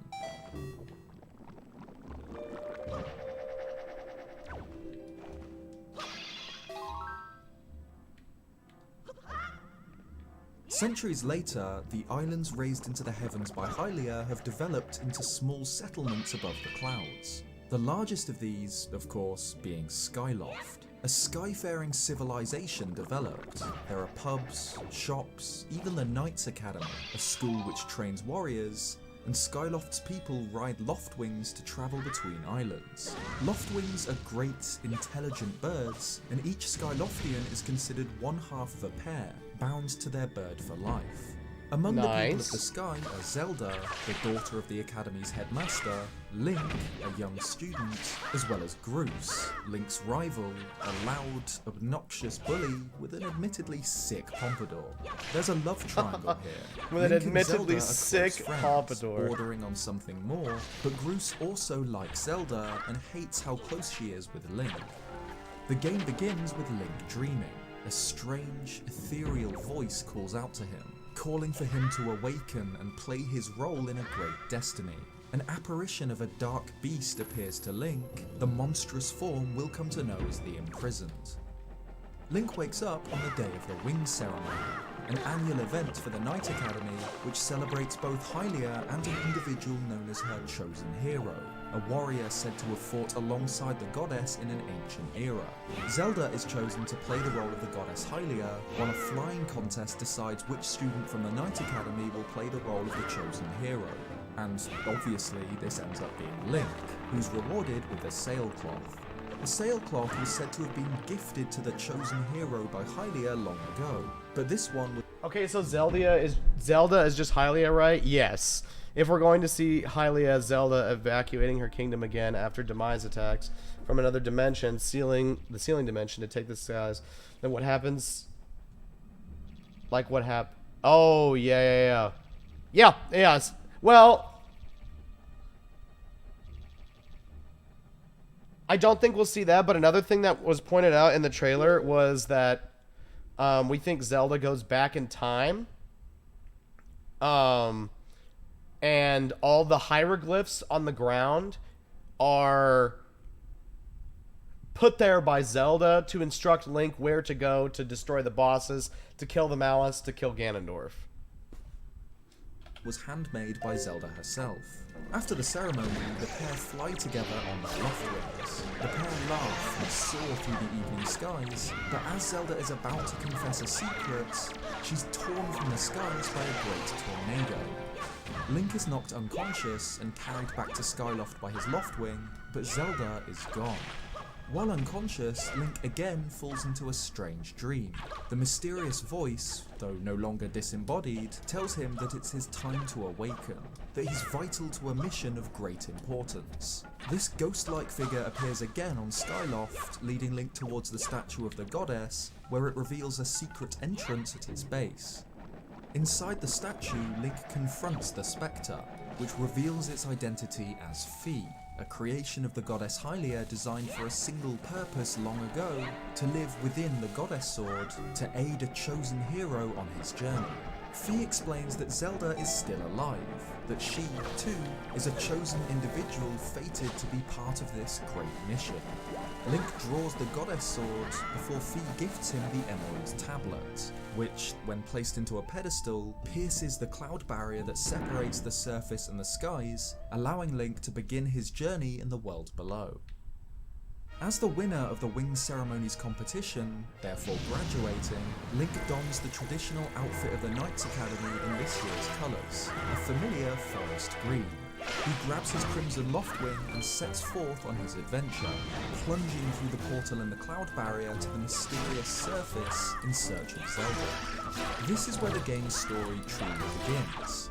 Link lands in the sealed grounds, a strange forest surrounding a deep spiraled crater overlooked by the ruins of a forgotten temple. What if we're playing through the events of a super distant past from Skyward Sword? At the point, it's just the legend they've made a religion out of Zelda. Yeah, I think we might be playing out the original war long ago, like from the ancient creation.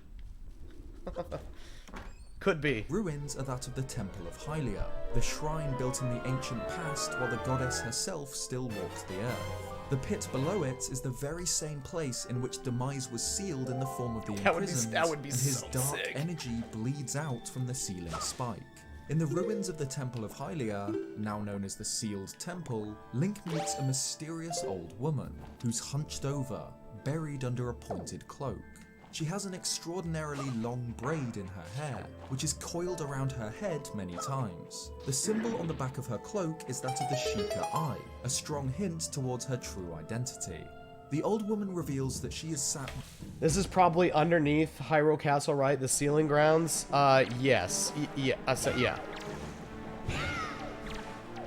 Waiting for Link for many years, so that she could guide him on his journey. She's met Zelda, who has gone to the Farron Woods to discover her destiny. Link travels to the shaded Farron Woods and opens the ruinous Skyview Temple with a slingshot. He traverses through the dungeon, solving puzzles and slaying enemies, until he's stopped by the appearance of a sinister figure, Girahim. Girahim, or Lord Girahim as he prefers to be called, apparently rules the demons on the surface. He's well-spoken, prideful, and absolutely psychotic, reveling in slaughter and violence. Girahim reveals that it was he who sent the tornado into the skies. He plucked Her Majesty from her perch in the clouds, as he puts it. However, a servant of the goddess managed to snatch Zelda from his clutches, and now she's just beyond the door in the Skyview Spring. Furious, Girahim tries to beat Link to within an inch of his life, flying at him with a razor-like curved black sword, but the hero ultimately bests him in the ensuing duel. The Demon Lord vanishes. Link has won, for now. By the time Link leaves the dark Skyview Temple and steps into the spring outside, Zelda has gone. But Fi relays a message left for the hero by the goddess Hylia, guidance from the edge of time. The message reveals that, for whatever reason... And that's what I think Zelda is going to be doing in Skyward, or in Tears of the Kingdom. She's going to be back in time and leaving messages for Link. Zelda must purify her body at two separate springs. This Skyview Spring and the Earth Spring, found near the fiery Eldin volcano, to which Zelda has already begun her journey. The Skyview Spring gifts Link the Ruby Tablet, opening another portal through the cloud barrier to the Eldin region, where Link finds and conquers the Earth Temple in search of the spring. At the very end of the temple... Wait, did we ever see... No, we never saw Ganondorf's body. It was... We only know it's down there from the trailers. Just like at the end of the Skyview Temple, Girahim appears to face Link.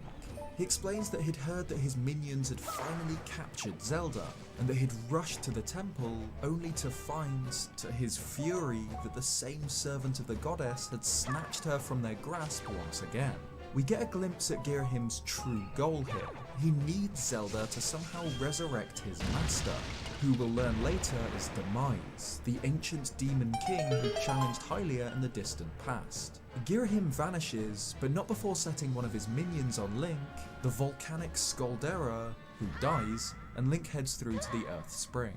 Here, Link finally sees Zelda again, alive and well, standing next to a tall, mysterious woman. Zelda notices Link and begins to run towards him, but is stopped by the woman, who insists that they focus on the task ahead. Zelda apologizes to Link and steps into a portal of golden light, vanishing. The woman, who wears her golden hair in a long braid and features the Sheikah eye symbol on her forehead, scolds Link for being so late. He had failed to protect Zelda. Damn it, Link. Without this strange servant of the goddess's intervention, Zelda would have already been lost. You must summon a shred of courage and face the trials before you. Not the said shred. woman before disappearing after Zelda. The Earth Spring also hides a message for Link left by the goddess Hylia, revealing that Zelda has set off for the Temple of Time in the Lanayru Desert, to travel through a gate of time into a distant world. Note that this isn't the Temple of Time that we're familiar with from Ocarina of Time and Breath of the Wild. This is an even earlier site, from which the architects of the later temple took its name. Like with the Eldin region, the Lanayru Desert is unlocked with a tablet, opening another portal in the clouds. This area features the Lanayru mining facility, the ancient robots, and time shift stones. Blue crystals which, when struck, create small pockets of time travel, bubbles of a technologically advanced past. At the Temple of Time, Link once again encounters Zelda and this woman, but surprise surprise, they're ambushed once again by Girahim, who draws his sword and lunges forward. The woman, whose name is revealed to be Impa, meets Girahim in combat, blocking the demon's strikes with a magical shield. Girahim hacks violently at Impa's guard, while Zelda throws Link the goddess harp. A piercing blow from Girahim's sword finally breaks through Impa's magic, throwing her aside and clearing the demon's path to Zelda, but Link leaps in to join the battle, narrowly missing a jumping swing with a goddess sword before standing to block Girahim's passage. Before the Demon Lord can recover, Impa tells Link to visit the old woman at the sealed grounds and enters the Gate of Time with Zelda, before destroying the portal with a magical explosion. Girahim is untethered, and his rage knows no bounds. He threatens to kill Link. Ain't no way he just did the "It's always sunny" line. His rage is untethered. Excruciatingly, he'll deafen himself with the sound of his own screams. No, but as he puts it, he has no time for recreation, and so vanishes once more. I went back. Link makes his way to the sealed grounds, but brings with him an unlikely visitor from the skies.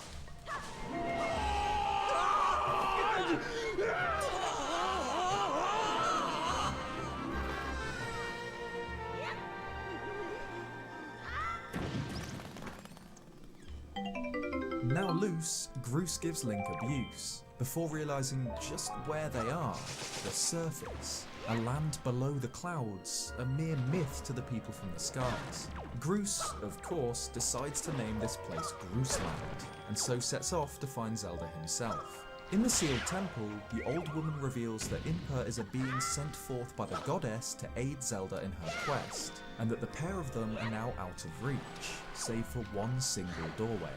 By playing the goddess harp, Zelda's magical instrument, Link summons a second Gate of Time, the last of its kind in existence, though unlike its sibling at the Temple of Time, this portal is dormant. In order to awaken it, Link must empower the goddess sword with 3 sacred flames, hidden in the various regions of the surface. However, as Impa explains the Gate of Time to Link, the ground suddenly, violently shakes. A monstrous roar echoes throughout the sealed grounds. The imprisoned demise, sealed by Hylia, had reacted to the summoning of the gate, and broke free of its binds.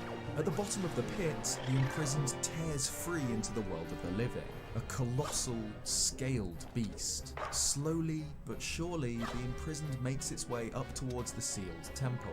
If it escapes the pit, all is lost, and the world ends. After a long battle, Link manages to cut down the demon and hammer the spike back into its skull, sealing the beast until its inevitable return.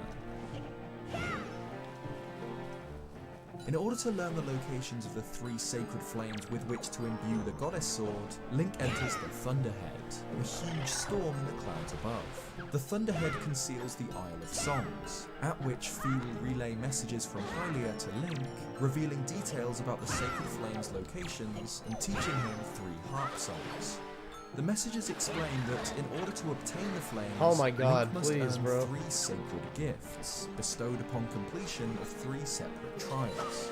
These relics are the Water Dragon's scale, allowing Link to swim underwater, the claw shots, a pair of twin hook shots, and the fire shield earrings, protecting him against extreme heat. All three items are obtained after completion of Silent Realm trials. Link must play the various themes. Oh my god, of bro, the these things are so to open annoying. trial gates in 3 areas, which then allow him to access the Silent Realm, a mysterious, ethereal parallel world only inhabited by eerie figures known as the Guardians. To complete a silent trial, Link must collect sacred tears, avoiding the sentinels and waking water, eventually earning himself the trial's sacred gift. Each time Link obtains a gift, he's able to access a new area, each home to a dungeon, completing which will allow Link to empower his sword with a sacred flame.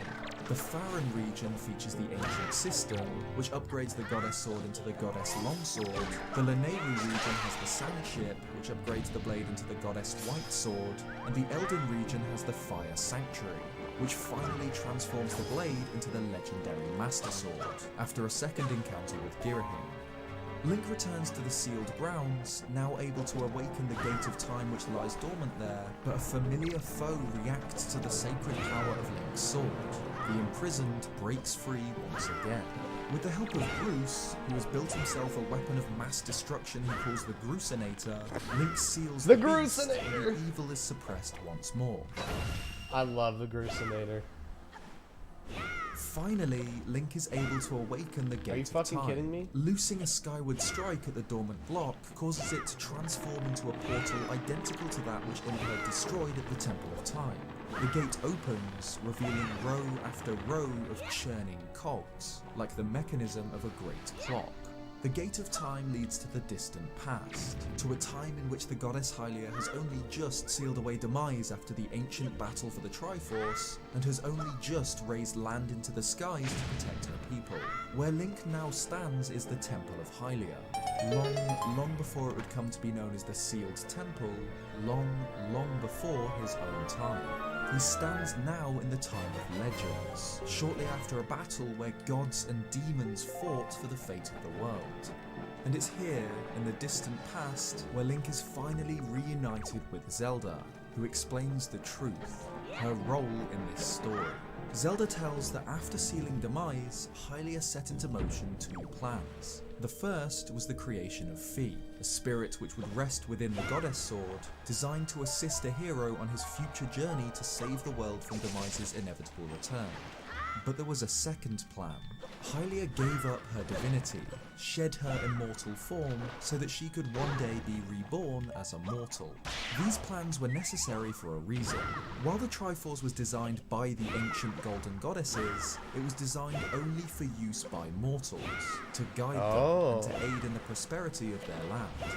By design, all of the Triforce's power cannot be wielded by a god, and so Hylia was unable to wield it. Yet she knew that its limitless power would be necessary to stop Holy demise. shit. So, the 2 plans set in motion, the creation of Fi and her reincarnation, were both designed with a single purpose: to use the Triforce to defeat Demise, her last and only hope. And as sure as Link is the chosen hero for which Fi was created, Zelda is the goddess Hylia herself, reborn as a mortal. Zelda explains that over the course of his adventure so far, Link has learned wisdom from solving devious puzzles and traps. He's gained power by honing and tempering both himself and his sword. And by overcoming the trials set before him by the goddess, he's found true courage. With these 3 qualities, he's now worthy of wielding the Triforce. His hand glows brightly with the full symbol of the Triforce, of power, of wisdom, and of courage. Link's journey has forged him into an individual possessing all 3 qualities of the Triforce, and so he can now wield its complete power. We've seen Oh my god! Holy shit. Of these Damn it, qualities Hella. tries to use the Triforce. Damn it! Ocarina of Time's Ganondorf personifies power, You're gonna make me and piss so when he myself, breaks into the sacred realm and and it's all reaches your the fault. Triforce, it What's up? shatters, leaving him with only the Oh, Triforce's gosh. power, the piece which he embodies most, while the other God two damn cast it. themselves What's in up? Zelda. But by proving himself to possess all 3 attributes, Skyward Sword's Link We're just watching recaps on all the games we've played now. To demise, once and for all. Zelda blesses the Master Sword, the blade created by Hylia and tempered by her hero, and her blessing imbues it with the mythical power to drive back demons. All of this was Hylia's plan. The 3 sacred flames and the Silent Realm trials were designed to make Link prove himself, and Hylia knew that if Zelda was in trouble, Link would throw himself headfirst into any danger without even a moment's doubt. In her own words, I literally swiped that guy's ass. Scales in her favor in the war against demise. This is why Zelda couldn't talk to Link at the Earth Spring. She needed to lure him to the next trial. Heartbroken at having manipulated Link, Zelda intends to pay the price for her actions. To ensure that Demise's seal holds from this point in the distant past all the way until the present day, Zelda will remain in the Temple of Hylia, in the distant past, asleep for thousands of years. Once Demise is destroyed in the present, she'll be able to wake up. I just had pluckers again the other. Seal. She explains that before memories of her past life return to her. Fuzzbot hates you. Had a big fat lunch. I fucking love Pluckers. Pluckers is so good. The 2 springs, she had no idea of their destiny. I'm gonna see if I can Before all order of this, Pluckers. She was happy just spending time hanging around Skyloft. To Link's horror, Zelda seals herself within an amber crystal, prepared to remain there for millennia protecting Demise's seal. Though she's Hylia reborn, she's still her father's daughter. She's still Link's friend. She's still a 49-cent delivery fee. I'm so dehydrated. I'm feeling like Ganon's corpse. his Zelda. Link takes about 3 seconds to process the fact that his whole world has just come crashing down around him, Yeah, I'm getting then pluckers. nods and just gets on with it. He jumps back to the present through the Gate of Time, where he's met with the old woman, who reveals that even now, getting the in the macaroni. present day, Zelda is still behind those same doors. She's still sealed in the amber crystal, Oh, I'm getting the protecting macaroni. the seal on the imprisoned Demise. Oh, Even in the beginning of the game, the first guys, this is a lot. time you enter the sealed temple, you're able to see Zelda's crystal through the cracks in the stone doors. This means that, until Zelda passed through the Gate of Time with Impa, there were 2 Zeldas present on the surface at the same time. The same person at different points in their timelines. When I took this footage, Link is travelling to the Skyview Temple to find Zelda, as she's just fallen from the sky, but another Zelda is sealed with. What are we watching? We're watching right now Skyward Sword Story Explained. We're watching Skyward Sword Story Explained right now. We just watched the whole 53-minute video of the trailer breakdown, and then now we're just gonna start watching everything else. It fits the theme. It can help make. Okay, so Big O wasn't present a lot for Skyward Sword, and that's okay. I played it a lot at night. He was working. It was hard for him to pay attention. I get it. It's definitely hard for anyone to be here for the entirety of every single one of these games, right? And so like this is a great opportunity so we can get a little refresher on the background for some of these while we play another game too. I spent hours lying awake last night staring at the ceiling thinking about Tears of the Kingdom. Oh my god. We got the 7 Sages reborn. Demise is coming back in the form of Ultimate Ganondorf to summon the Blood Moon. He's summoning the power of Malice and Demise to do it all. Oh god. We got we got Zelda probably going back into the past. She's getting in touch with the Zonai holders of the Tears of the Kingdom that just happen to split off to protect their Tears of the Kingdom, thus forming the different races of the people, which in turn create the sages to begin with. A Zelda to the past, exactly.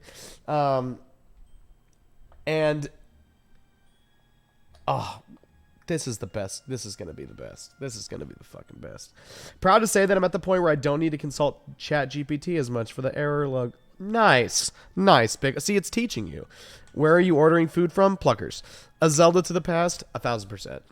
Within this crystal here, the Zelda at the Skyview Temple will eventually travel back through time and become the Zelda within the crystal, ensuring that the imprisoned remains imprisoned. The old woman explains that it's thought that the Triforce was hidden within Skyloft by the goddess, so Link sets back off to the skies. Above the clouds, I'm getting 5 Baker's Gold. What should I... 5 Baker's Gold wings? What should the second flavor of wings be? Link finds the sky... We've got...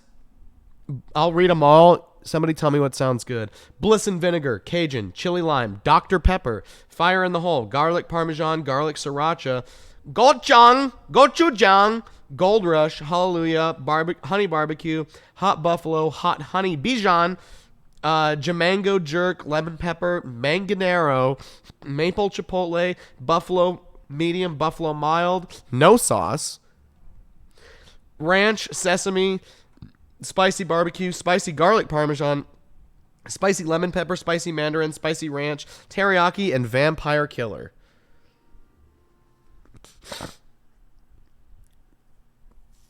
I think the boneless wings are better just because it's more chicken and no bone. Yeah, the boneless wings at Pluckers are much better than the bone-in wings, is what I've been told. And from what I've had. I've only had the boneless wings from Pluckers just because... I've heard that the other ones just aren't that great. They're ridiculously huge compared to other places. Fair enough. Oh shit, I accidentally just canceled my order.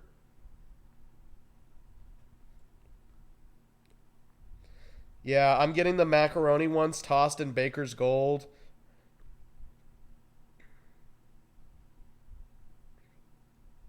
Wait. Boneless wing basket. Yeah, Baker's Gold. Wait, I can only select one? Add a second sauce. Would you say the no sauce, no breading, no temperature, just raw chicken in a container? That's exactly what I want. I want to make it myself. Can I get all the ingredients just thrown into a paper bag, please? I want to shake and bake my wings. I want to shake and bake my wings, please. Shit, what did you say? Jamango jerk and garlic sriracha are a couple of my favorites. I think I'm gonna get I think the garlic sriracha sounds really good. As the second flavor. I'm gonna get that. Of course, get the blue... Ooh, shit, what dipping sauce should I get? Blue cheese or ranch or honey mustard? I think I'm gonna get blue cheese. Yeah, I'm gonna get blue cheese. Do I add waffle fries? Oh, I have to add one. I'm getting tater tots. Toss the tots in sauce? No. Yes, waffle fries? No tots? Waffle fries? Why not tots? Tots sound good.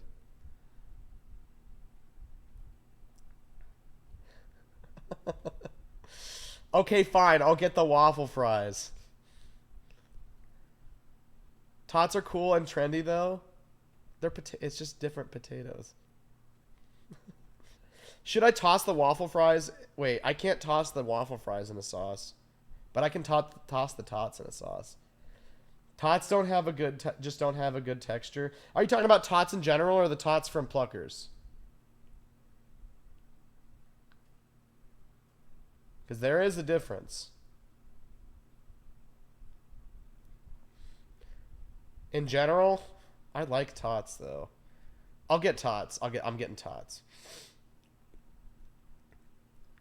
I'm gonna get the tots tossed in the garlic parmesan. How about that? Tots are tossed in garlic parmesan. I don't need to add any other sides. I can't wait to write this off on my taxes. I can't wait to write this off on my taxes. It's going to be great.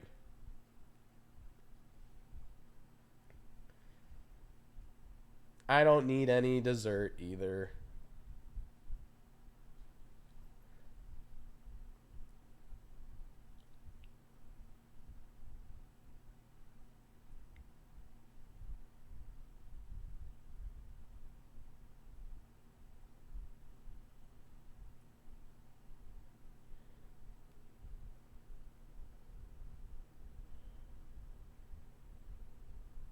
Oh, I need to play the Spirit video. Levias, Where is a Milky? He's gargantuan probably flying whale he'll probably plagued back by me a up on terrible this. parasite, which the hero destroys. Levias tells Link to search for the dragons on the surface, who can teach him parts of the Song of the Hero, the key to revealing the Triforce's location. So Link travels back across the surface, seals the imprisoned for a third time, and learns parts of the Song of the Hero from Faron, Eldin, and Lanayru. The last of which the hero has to heal by growing a Tree of Life sapling in the distant past and picking a Life Tree fruit from its branches in the present thousands of years later. Levias then completes the Song of the Hero, which allows access to the Skyloft Silent Realm, which in turn opens up Sky Keep, a There is no labyrinthian hope, dungeon only built into taunts. Skyloft, designed by the Now you're goddess getting to it. house the Triforce itself. Sky Keep is the game's Guys, final my dungeon, food is on the bringing together way. elements from all No dungeons taxes, across the only game, tots. during which Link finds the Triforce pieces of wisdom, power, and courage, finally completing the divine artifact. With the entire Triforce in his possession, Link stands atop Skyloft's great statue of the goddess, closes his eyes, and makes a wish planned thousands of years ago for the destruction of Demise. And the gods answer. The Triforce glows with a brilliant light, and the entire island upon which Skykeep and the goddess statue are built drops, plummeting from Skyloft, through the clouds, and towards the surface below. Just as Demise, as the imprisoned, breaks Fuzzbot, free hey, once you there, more, bud? the entire island He's comes dead. crashing down, crushing the Demon King beneath thousands of tons of stone. Black energy flares around the sealed grounds, and Fee confirms it. The Demon King has been annihilated in his entirety by the power of the Triforce. Demise is dead, and Zelda can awaken. Link rushes to the sealed temple, and sure enough, Zelda wakes. The amber in which she was suspended breaks, and their great tasks completed, the two fall into each other's arms. He's Bruce, not there. The old woman, Link, and Zelda celebrate their victory, the final eradication of Demise, until Girahim bursts into the room with a flash of sharp magic. Uh-oh. My master may have perished in this age, spits Girahim, but in the past he lives yet. I'm taking Not the girl Korok. back through that gate to help me revive the Demon King. Link tries to stand against Girahim, but is too weak, and despite his courage, Bruce fails to block the demon's ate him. path to He's the dead. gate. The two vanish into the distant past, followed closely by Link. In the past, Link finds Impa wounded on the temple floor. She, too, had failed to stop Girahim, who has escaped outside to the sealed A Venomoth grounds is here. pit. While the Triforce had eradicated Demise entirely in the present, by this point in time, the distant past, this has not yet happened. The Demon King remains sealed. Girahim plans to use Zelda's divine soul to fully resurrect Demise, to break him free of his binds as the imprisoned, setting him free to rule the world. To do this, he begins a ritual at the bottom of the pit, dancing and chanting around Zelda's unconscious body. Bazinga. Needing time to complete this ritual, Girahim Oh, this game is summons a beautiful. legion of monsters to stall the hero's descent into the pit. Girahim sends forth Nice. hundreds of his own to their death, Get it, Big O. screaming that he doesn't care if the whole lot of them get lodged on the end of Link's sword, they will buy him the time he needs. It's an army versus one human, but that human is Link. The hero tears his way through Girahim's legion of monsters, the sacred might of the Master Sword cleaving through bokoblins, stalfos, even moblins with ease, until he finally carves his way down to Zelda and Girahim. Girahim, in a blood-curdling rage, throws and suspends Zelda in the air high above the battlefield, determined to finally Spit me out, big finish boy. the meddlesome hero and complete his ritual without Let's go, interruption. bitch. The Demon Lord explodes into dark energy and raises himself and the hero onto a magical platform high above the sealed grounds. Here we see Girahim's final form, a sleek, metallic body, smooth and marked in black and white. And for a second, we see a glimpse of his true self. Just as he refers to himself as a weapon, we see him not as a demon lord, but as a brutal black sword. After a two-phase My man is a battle, sword. first fought on the magic platforms and then a sword fight on the surface, Girahim is defeated for the last time. Nice. He curses Link, I beat that but boss. it's already too late. His ritual is complete, and his master will walk the earth once more. Give me that. Darkness swells Give me that from the Venomoth. center of the pit, and Oh, sure Venomoth. enough, Oh, it's the a Venomoth. imprisoned breaks free once more, towering above Link. However, this time it has Zelda, still suspended in the air by Girahim's I love my magic. little dance The that beast I do. roars and begins to consume Zelda's soul, feasting on the divine energy, using its power to return to its true form. Silence falls on the sealed grounds. The imprisoned's hulking shadow no longer looms over the pit, yet the pit is darker than ever. An ancient evil has returned to the world. Uh-oh. Demise is reborn. Uh-oh. Wordlessly, the Demon King raises his hands towards Girahim, who falls limp, rising slowly into the air. Demise smiles and pulls a great sword from the Demon Lord's chest, before absorbing what remains of Girahim into its blade. The weapon is the negative image of the Master Sword. Where the goddess's blade is light, smooth and straight, Demise's is black, brutal and jagged. Whereas Fi is the spirit of the Master Sword, created by Hylia in an ancient age to serve the hero, Girahim is the spirit of Demise's blade. His final form closely resembles Fi, smooth and metallic, and his text box features the same Hylian letters in the background, which translates to sword. If the That's Master so Sword is a crazy. blade to bring hope to the land, then this sword is a weapon to blot out the light. The ancient Demon King has been reborn, and his victory seems all but guaranteed. But one last obstacle stands between him and Dominion, Link, who stands defiant, sword drawn. His bravery impresses Demise, who before had seen humans I like how we're getting only this as Demise weak thing, and then I got things, Koroks insects just playing the shivering music. under rocks and fleeing at the mere sight of him. When Demise last walked the earth, its people screamed and clung to Hylia, desperate for the protection of their goddess, but now a human stands against him, prepared to dance with death to defend his world. Demise prepares a place to entertain his challenger, a strangely peaceful realm, an unfamiliar sky reflected in an endless pool of shallow water. The hate for the gods that has boiled in my veins. Oh. You will taste all of it in the bite of my blade. If Link falls here, his world Okay. and everything in it will belong to Demise. His to dominate, his to subjugate, his to rule. Everyone Link has ever known will perish. Anyone who opposes the Demon King will be slain without mercy unless he triumphs over darkness in this final battle.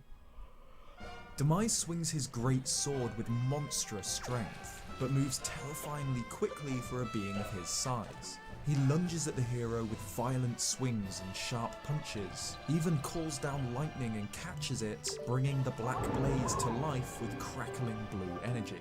But in the end, the Oh, he can make a Demon King potion for me. falls. Link leaps into the air, catching his own bolt of lightning with the blade of the Master Sword and driving it deep into the demon's chest. Demise stands, defiant, and tries to raise his sword skyward once more, but his strength fails him. His Not sword, the skyward sword. Girahim's true form, abandons him, leaving the king alone in the darkness he summoned. But this is not the end. Before his flame burns out, with his dying breath, Demise rasps a curse. My hate never perishes.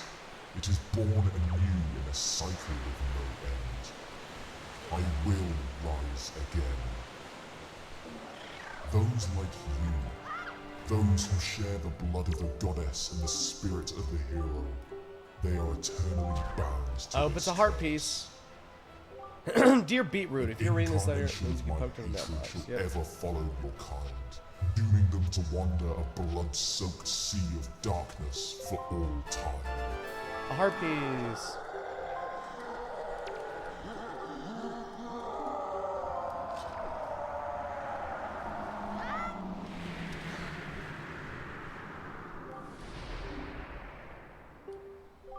With that, Demise disintegrates. His body crumbles to ash, and what little remains of his consciousness is sealed within the Master Sword. The Demon King is defeated, and the world is saved. But like Demise said, this isn't the end.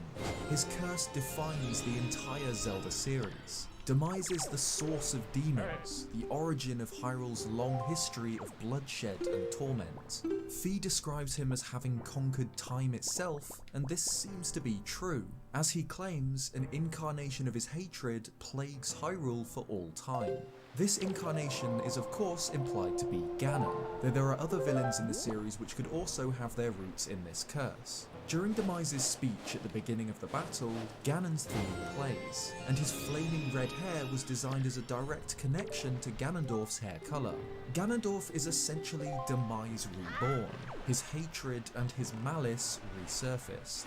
In fact, Breath of the Wild heavily explored the idea of malice as a distinct energy form.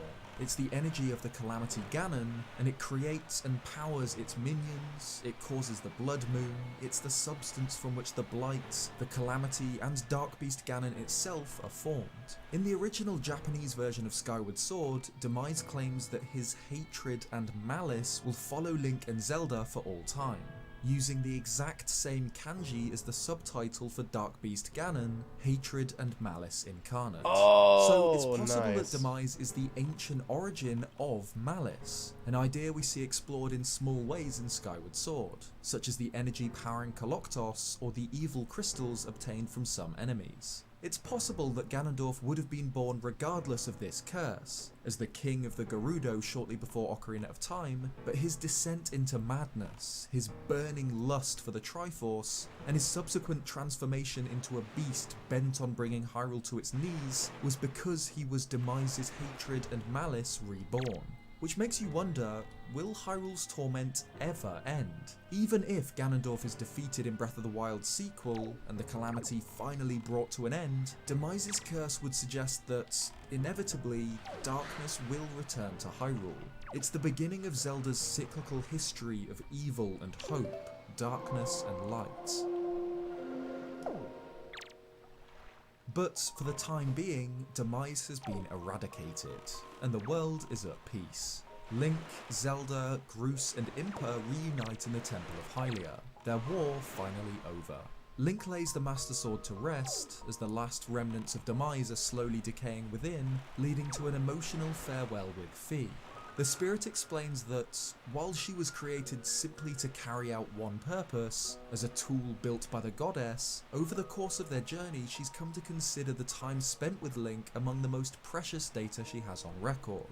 She feels something she's unable to identify, a feeling which most closely correlates with the emotion of happiness. Her great task finally complete, Fi begins a sleep without end in the sword. The AI when it posts an The group XD. ready themselves to return through the gate of time to the present day, but Impa refuses to follow.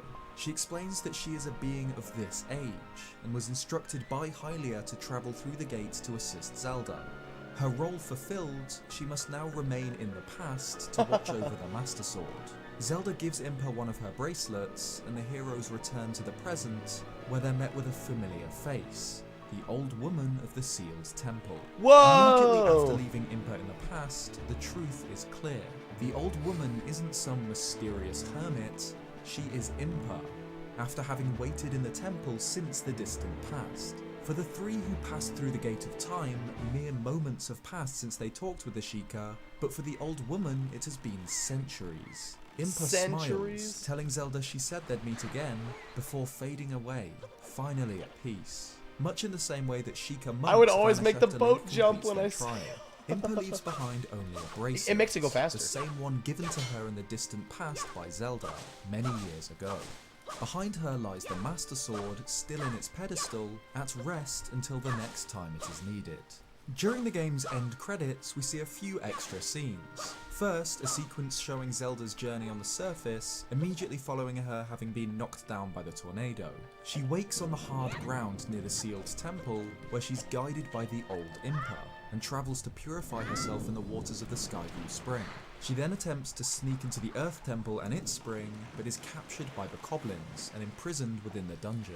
The young Impa, having just travelled through the gate of time from the distant past into the present, begins her journey and rescues the reborn That guy with the telescope taking goes her to home! the Earth Spring, to I the didn't Temple want of to Time in Lanayru, and finally back through the gate into the distant past, where Zelda learns the truth about her identity. The game ends with a final scene, set at the sealed grounds. The goddess statue looms tall above the sealed temple, where it once stood in the past, and now stands again after the Triforce Wish brought it back to the surface. Gaepora, Corlin, and Stritch reunite with Zelda and Bruce, before Link and Zelda spend a quiet moment atop the statue, where they stood after the wing ceremony long ago. Interestingly, the last time the pair stood atop this statue, it was to honour not only the goddess, but a legendary warrior known as the goddess's chosen hero, a being said to have fought alongside Hylia in a distant And that's age, him! to whom Whoa! she gifted the sailcloth. However, this Link here is a hero described as the chosen hero throughout the game, who travelled back through time to a distant age to fight demise. So it's very possible that there was no ancient chosen hero, but it was always this Link, an example of the bootstrap paradox. There are some strong counter-arguments, however, to this idea, so I'll explore it in detail later on this week. Zelda explains that she always dreamed of a world below, and wanted to see the surface with her own eyes. With the Triforce behind them, Zelda says that she wants to live down here, to settle on the surface, with the ground beneath their feet and the clouds above their heads. She asks if Link wants the same, and the hero smiles back. Hylians did settle on the surface, and the Kingdom of Hyrule was founded, beginning the vast history of the Zelda series. Skyward Sword essentially lets us play through Hyrule's mythology, the battles between gods and demons that forged the kingdom long ago. Thank you so much for watching this video. It took a huge amount of work, so if you liked it, leave a like or subscribe if you haven't already for more. Nice. And then let's do the Easter eggs one. This one's only 12 minutes long. And then we'll go into Ocarina of Time.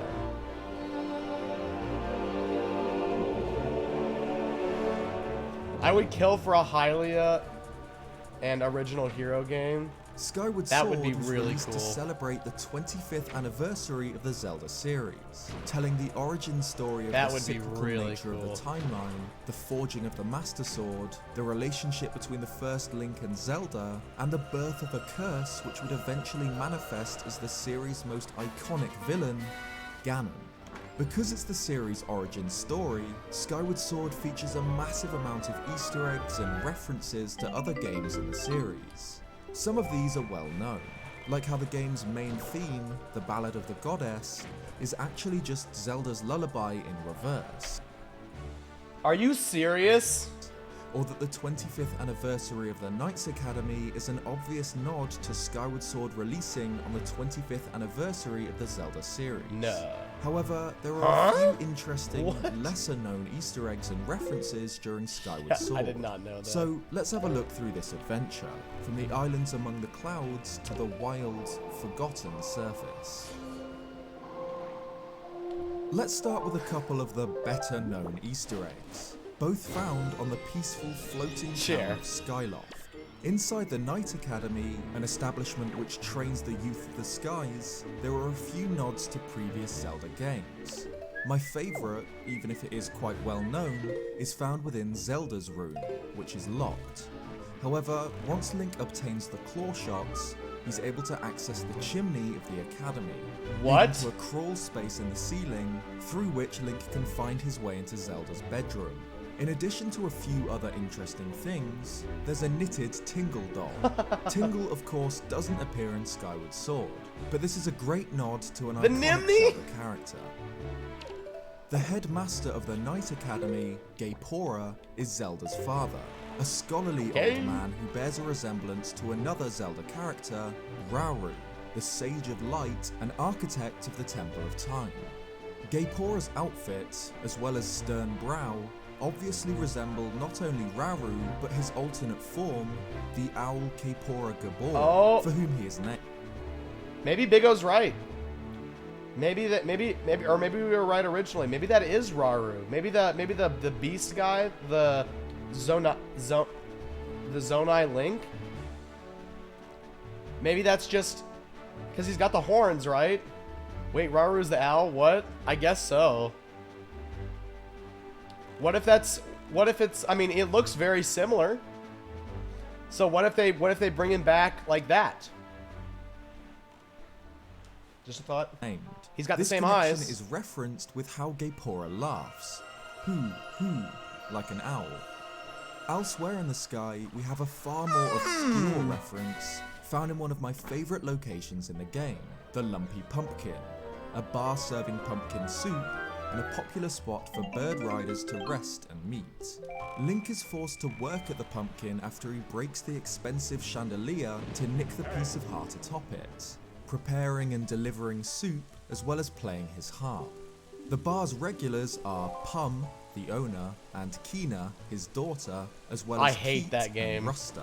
It's a Aside from fun Pum and minigame, Kina, very fun, these very fun and characters fair. aren't particularly interesting, except for the fact that this group is most likely a reference to another bar-dwelling group, the Resistance from Twilight Princess, the main members being Telma, the owner, Ashe, Shad, and Oru.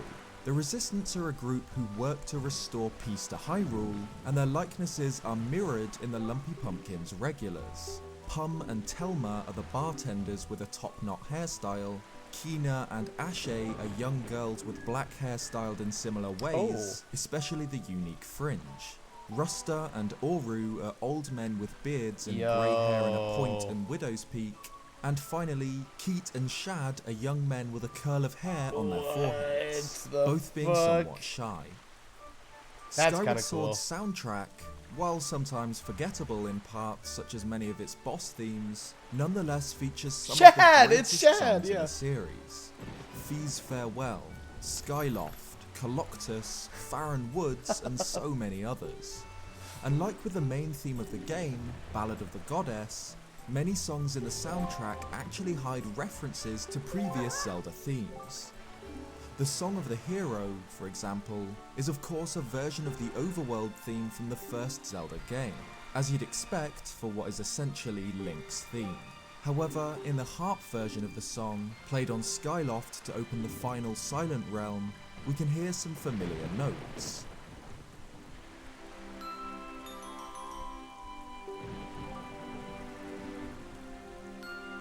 The Hylian Field from Ocarina of Time. Time. The Hyrule Yeah. Field theme from Ocarina of Time.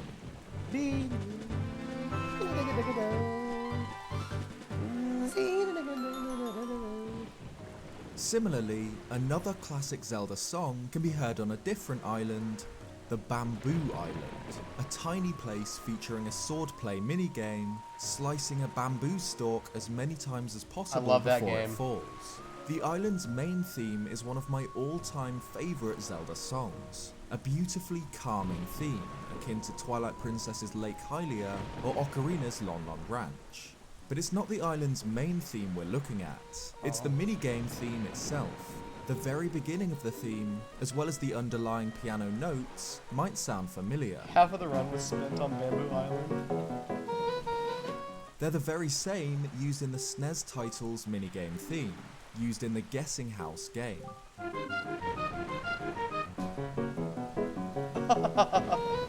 I did not know Skyward that. Sword also features an even more obscure musical nod to A Link to the Past. During the game's final moments, when Girahim summons an army of enemies to slow Link's approach, giving him more time to complete the resurrection of Demise. This horde battle is one of my favourite parts of Skyward Sword.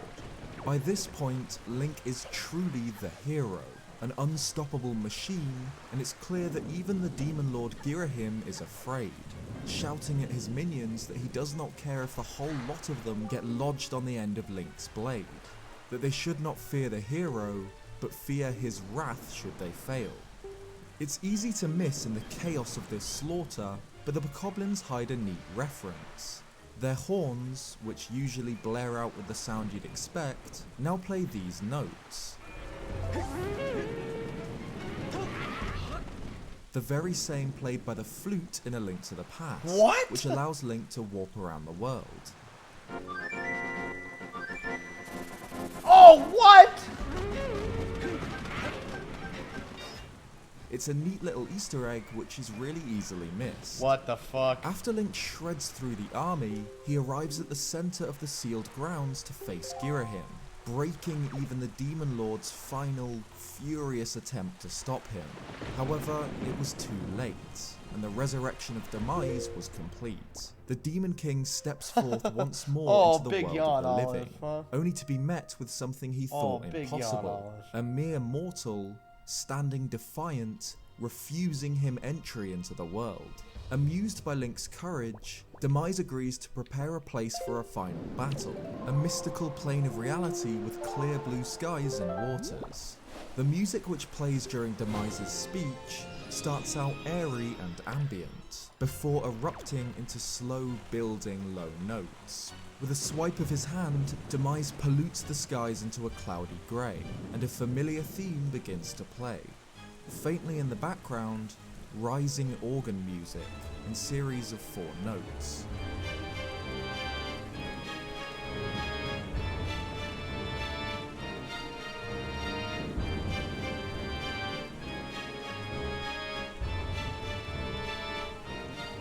This is actually a subtle version of Ganondorf's theme, which first appeared, as so many classic Zelda songs did, in A Link to the Past, famously played on an organ by Ganondorf himself during Ocarina of Time.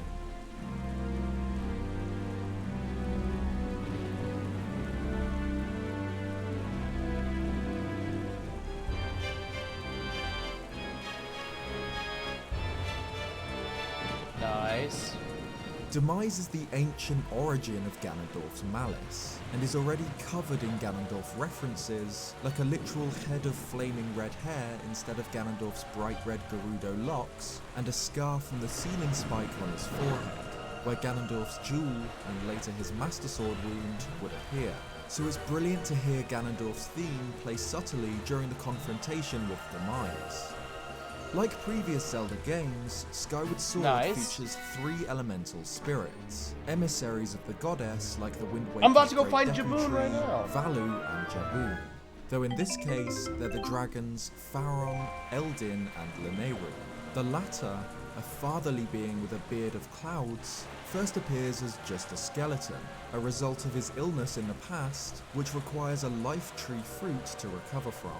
When Lanayru first meets Link, he explains that he rarely gets visitors, and wants to assign Link a model number like his friends the ancient robots, choosing LD Link 16.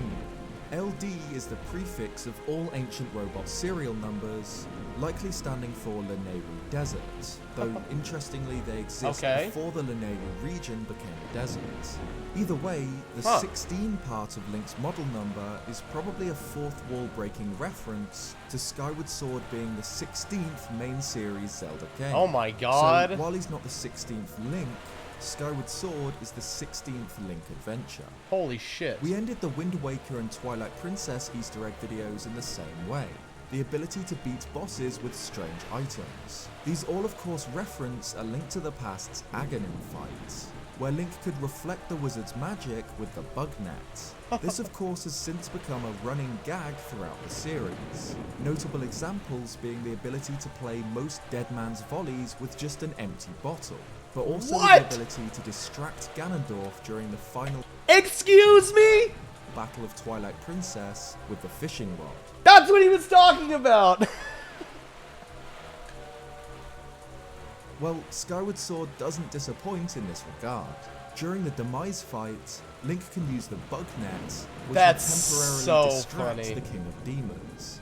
Not only this, but the furious beams of crackling energy, channeled from the lightning from an otherworldly storm, cast forth from a giant brutal blade possessed by a powerful demon, can be bounced back by the fragile No way! It's hilarious. The intense battle music fades out when you pull out the item, with this ancient, malevolent being distracted by a kid with a net.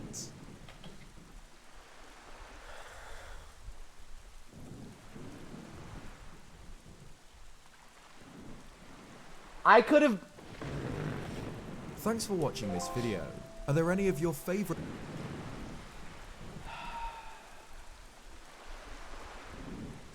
God damn it.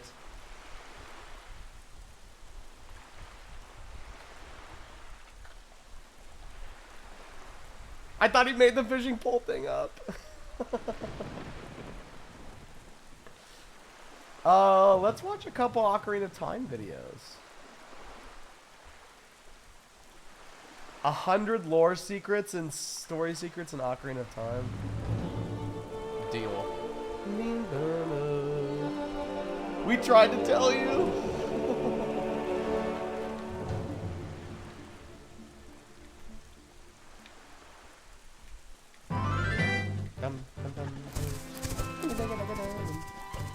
The dancing post box. 2 letters. Ocarina of Time is the most iconic game in the Zelda series, and one Find of the some most Knight's Crest. important milestones in gaming I have as some a Knight's whole, Crest. for good reason. It of course marks the Legend of Zelda's transition from Cash on 2D to a delivery. fully explorable 3D world, and to this day, almost 24 Forgot your name is years Beetroot, later, I know. Ocarina of Time's version of Hyrule is still magical and fascinating, full of little secrets I got the and complimentary interesting ID. characters. A few weeks ago, I looked back at Breath of the Wild and collected 100 lore and story secrets, little details that help the player piece together the game's story and Hyrule's history. So today, let's do the same for Ocarina of Time, with 100 lore and story secrets and trivia.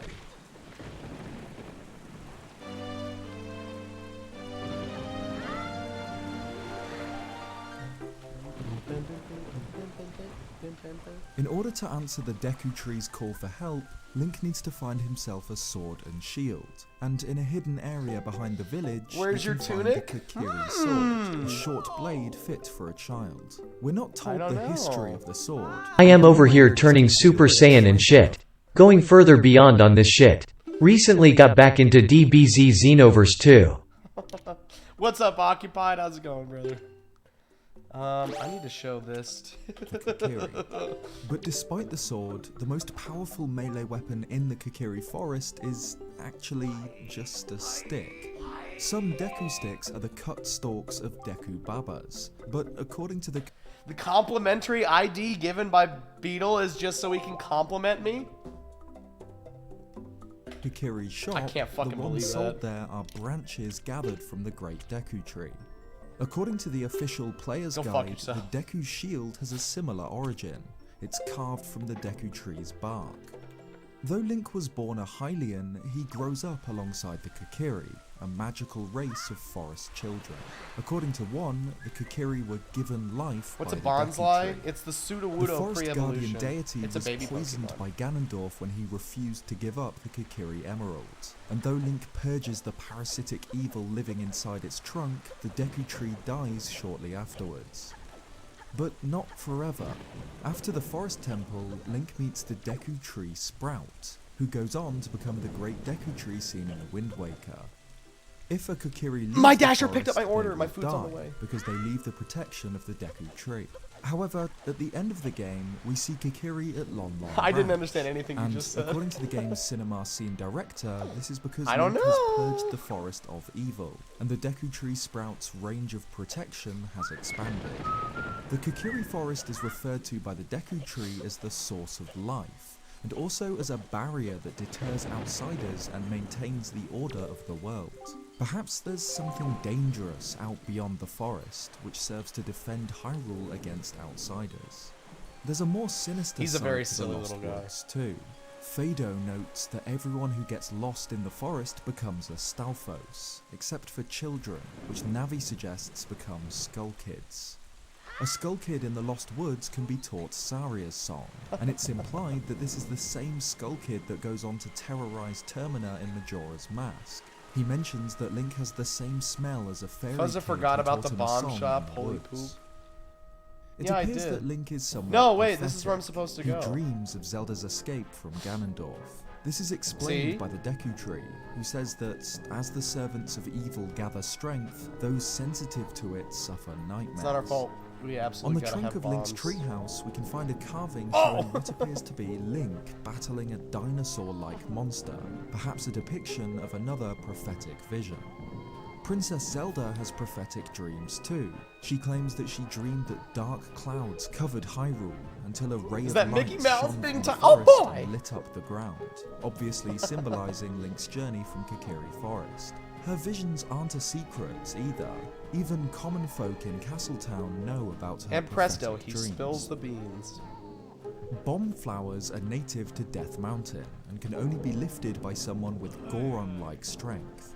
Apparently, they're mining plants, used by the Gorons to carve out tunnels and harvest rocks for food.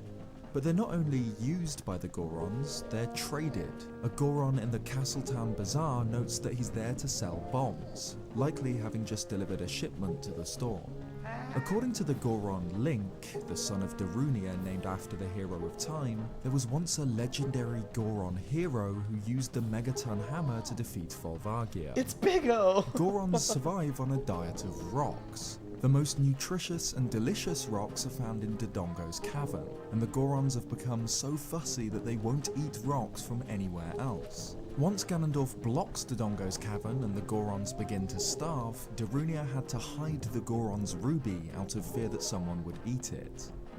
King Dodongo is apparently the biggest, toughest Dodongo around by the time of the game's story. Oh shit, But what clearly this wasn't always the case. Dodongo's cavern is built using the remains of truly gigantic ancient Dodongos.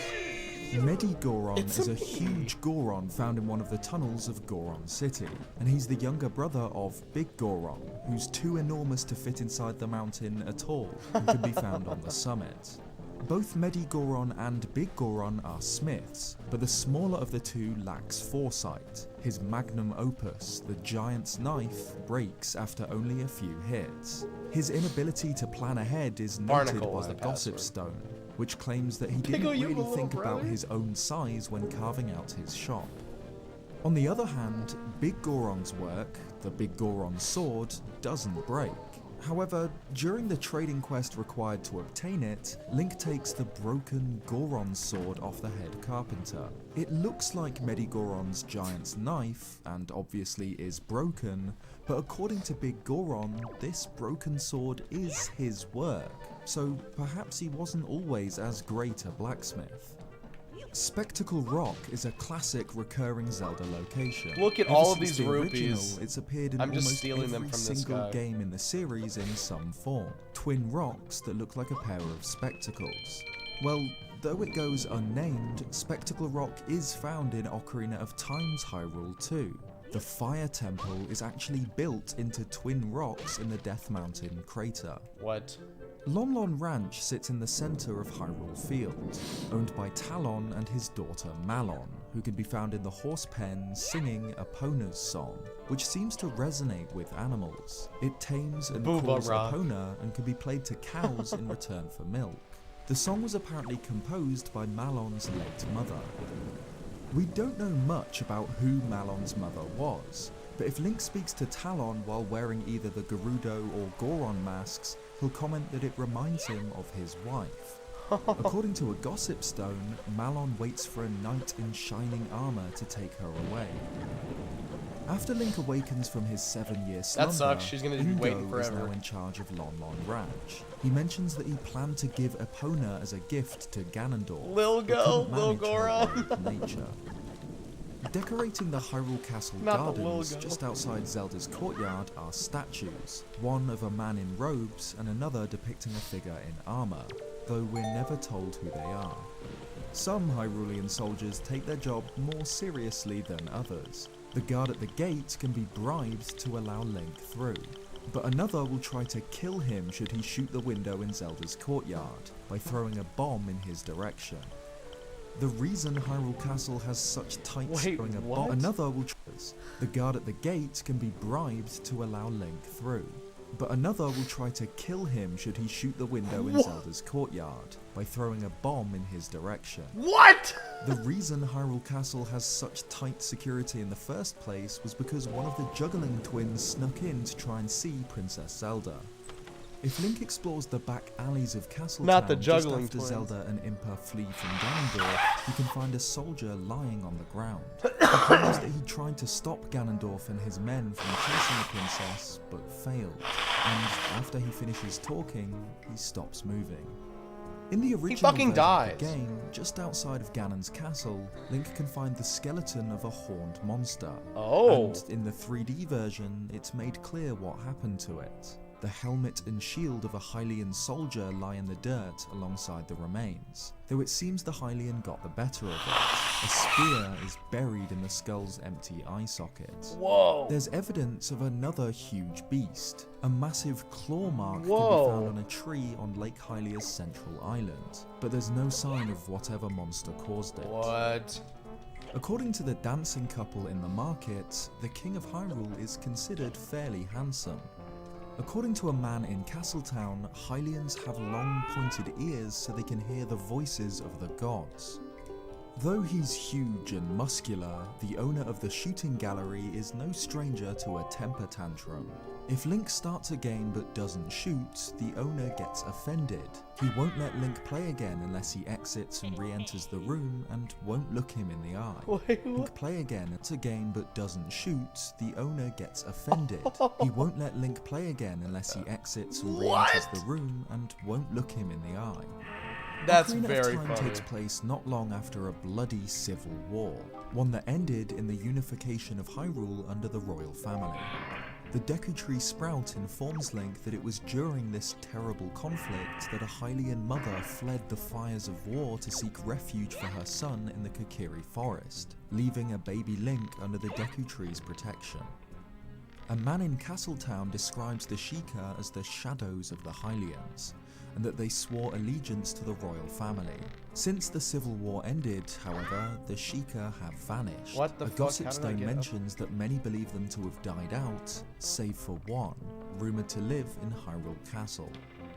The lone surviving Sheikah is Impa, Zelda's assistant. At some point, likely because the Sheikah had all but died out, Impa opened up Kakariko Village to the common people, allowing Hylians to settle there. But not only did Impa open Kakariko to outsiders, she's got bigger plans too. She hired the carpenters to work on the village in the hopes that it would one day become a thriving city. We do know that the Sheikah were heavily involved in the Civil War, evidenced by the Shadow Temple. Under the Kakariko graveyard is a torture chamber, crawling with the undead. A plaque Oh my God, in the I made it. dungeon reads, "Here is gathered Hyrule's bloody history of greed and hatred." And the Zelda Encyclopedia expands on this by suggesting that the Shadow Temple was where the Sheikah took enemies of the royal family to be interrogated, or worse. The Kakariko graveyard is also home to the royal family's tomb and the graves of the Composer brothers, two musicians who may have been Sheikah, considering that they claim to come from Kakariko Village. In life, they served the royal family and studied the mysteries of their magical bloodline. The Lens of Truth is found at the bottom of the Kakariko Well, a Sheikah relic that allows the wearer to see things which normally go unseen. According to an old man in the village, it was once owned by a man whose house stood where the well is now. Considering what horrors lie underground, you have to wonder what sort of man this was. According to Shiro the carpenter, the Gerudo are aware of the Lens of Truth. What horrors wants Wait. things which normally Smash references? Hold go on, wait. unseen. According to an old man in the village, it was once owned by a man whose house stood where the well is now. Considering what horrors lie underground, you have to wonder what sort of man this was. According to Shiro That's the the man? carpenter, the Gerudo are aware No, of that's the Toon Link Lens on the of screen? Truth. Yeah. He overhears a group of them talk about needing the Eye of Truth to cross the haunted wasteland. When Link returns to Kakariko Village as an adult, he discovers that the gravekeeper, Dampé, has died, and by racing his ghost, he can earn himself the hookshot. Dampé's diary found in his hut reveals how he came into possession of the hookshot, and as you'd expect, he dug it up somewhere. The Master Craftsman's family is quite large. There's his son, the boy who sits under the tree at night, the Cuckoo Girl is his daughter, because she refers to his son as her brother, and Granny is probably his mother, being the grandmother of the craftsman's two children. The old man in Kakariko also mentions that a family who once lived in the village was cursed due to their greed. This refers to the family in the Skulltula house, who have been twisted into half-human, half-spider living nightmares. This doesn't seem like it was Ganondorf's doing. It was the curse of the gold Skulltulas, which Link can hunt down to return the family to normal. The Mask of Truth is another Sheikah relic, this time loaned to Link by the Happy Mask salesman. He mentions that it has been passed down through generations of Sheikah. The mask salesman will also loan Link a far creepier mask, aptly named the Spooky Mask, which bears an uncanny resemblance to the masks worn by Redeads, especially in the N64 version. It's sold to the boy in the graveyard to help him look scary, but according to the lakeside scientist, it's carved from the wood of a coffin. The graveyard kid mysteriously vanishes during the 7-year time jump. When Link explores Kakariko as an adult, the boy is nowhere to be seen. According to Yoshiaki Koizumi, the boy met with a rather grim fate.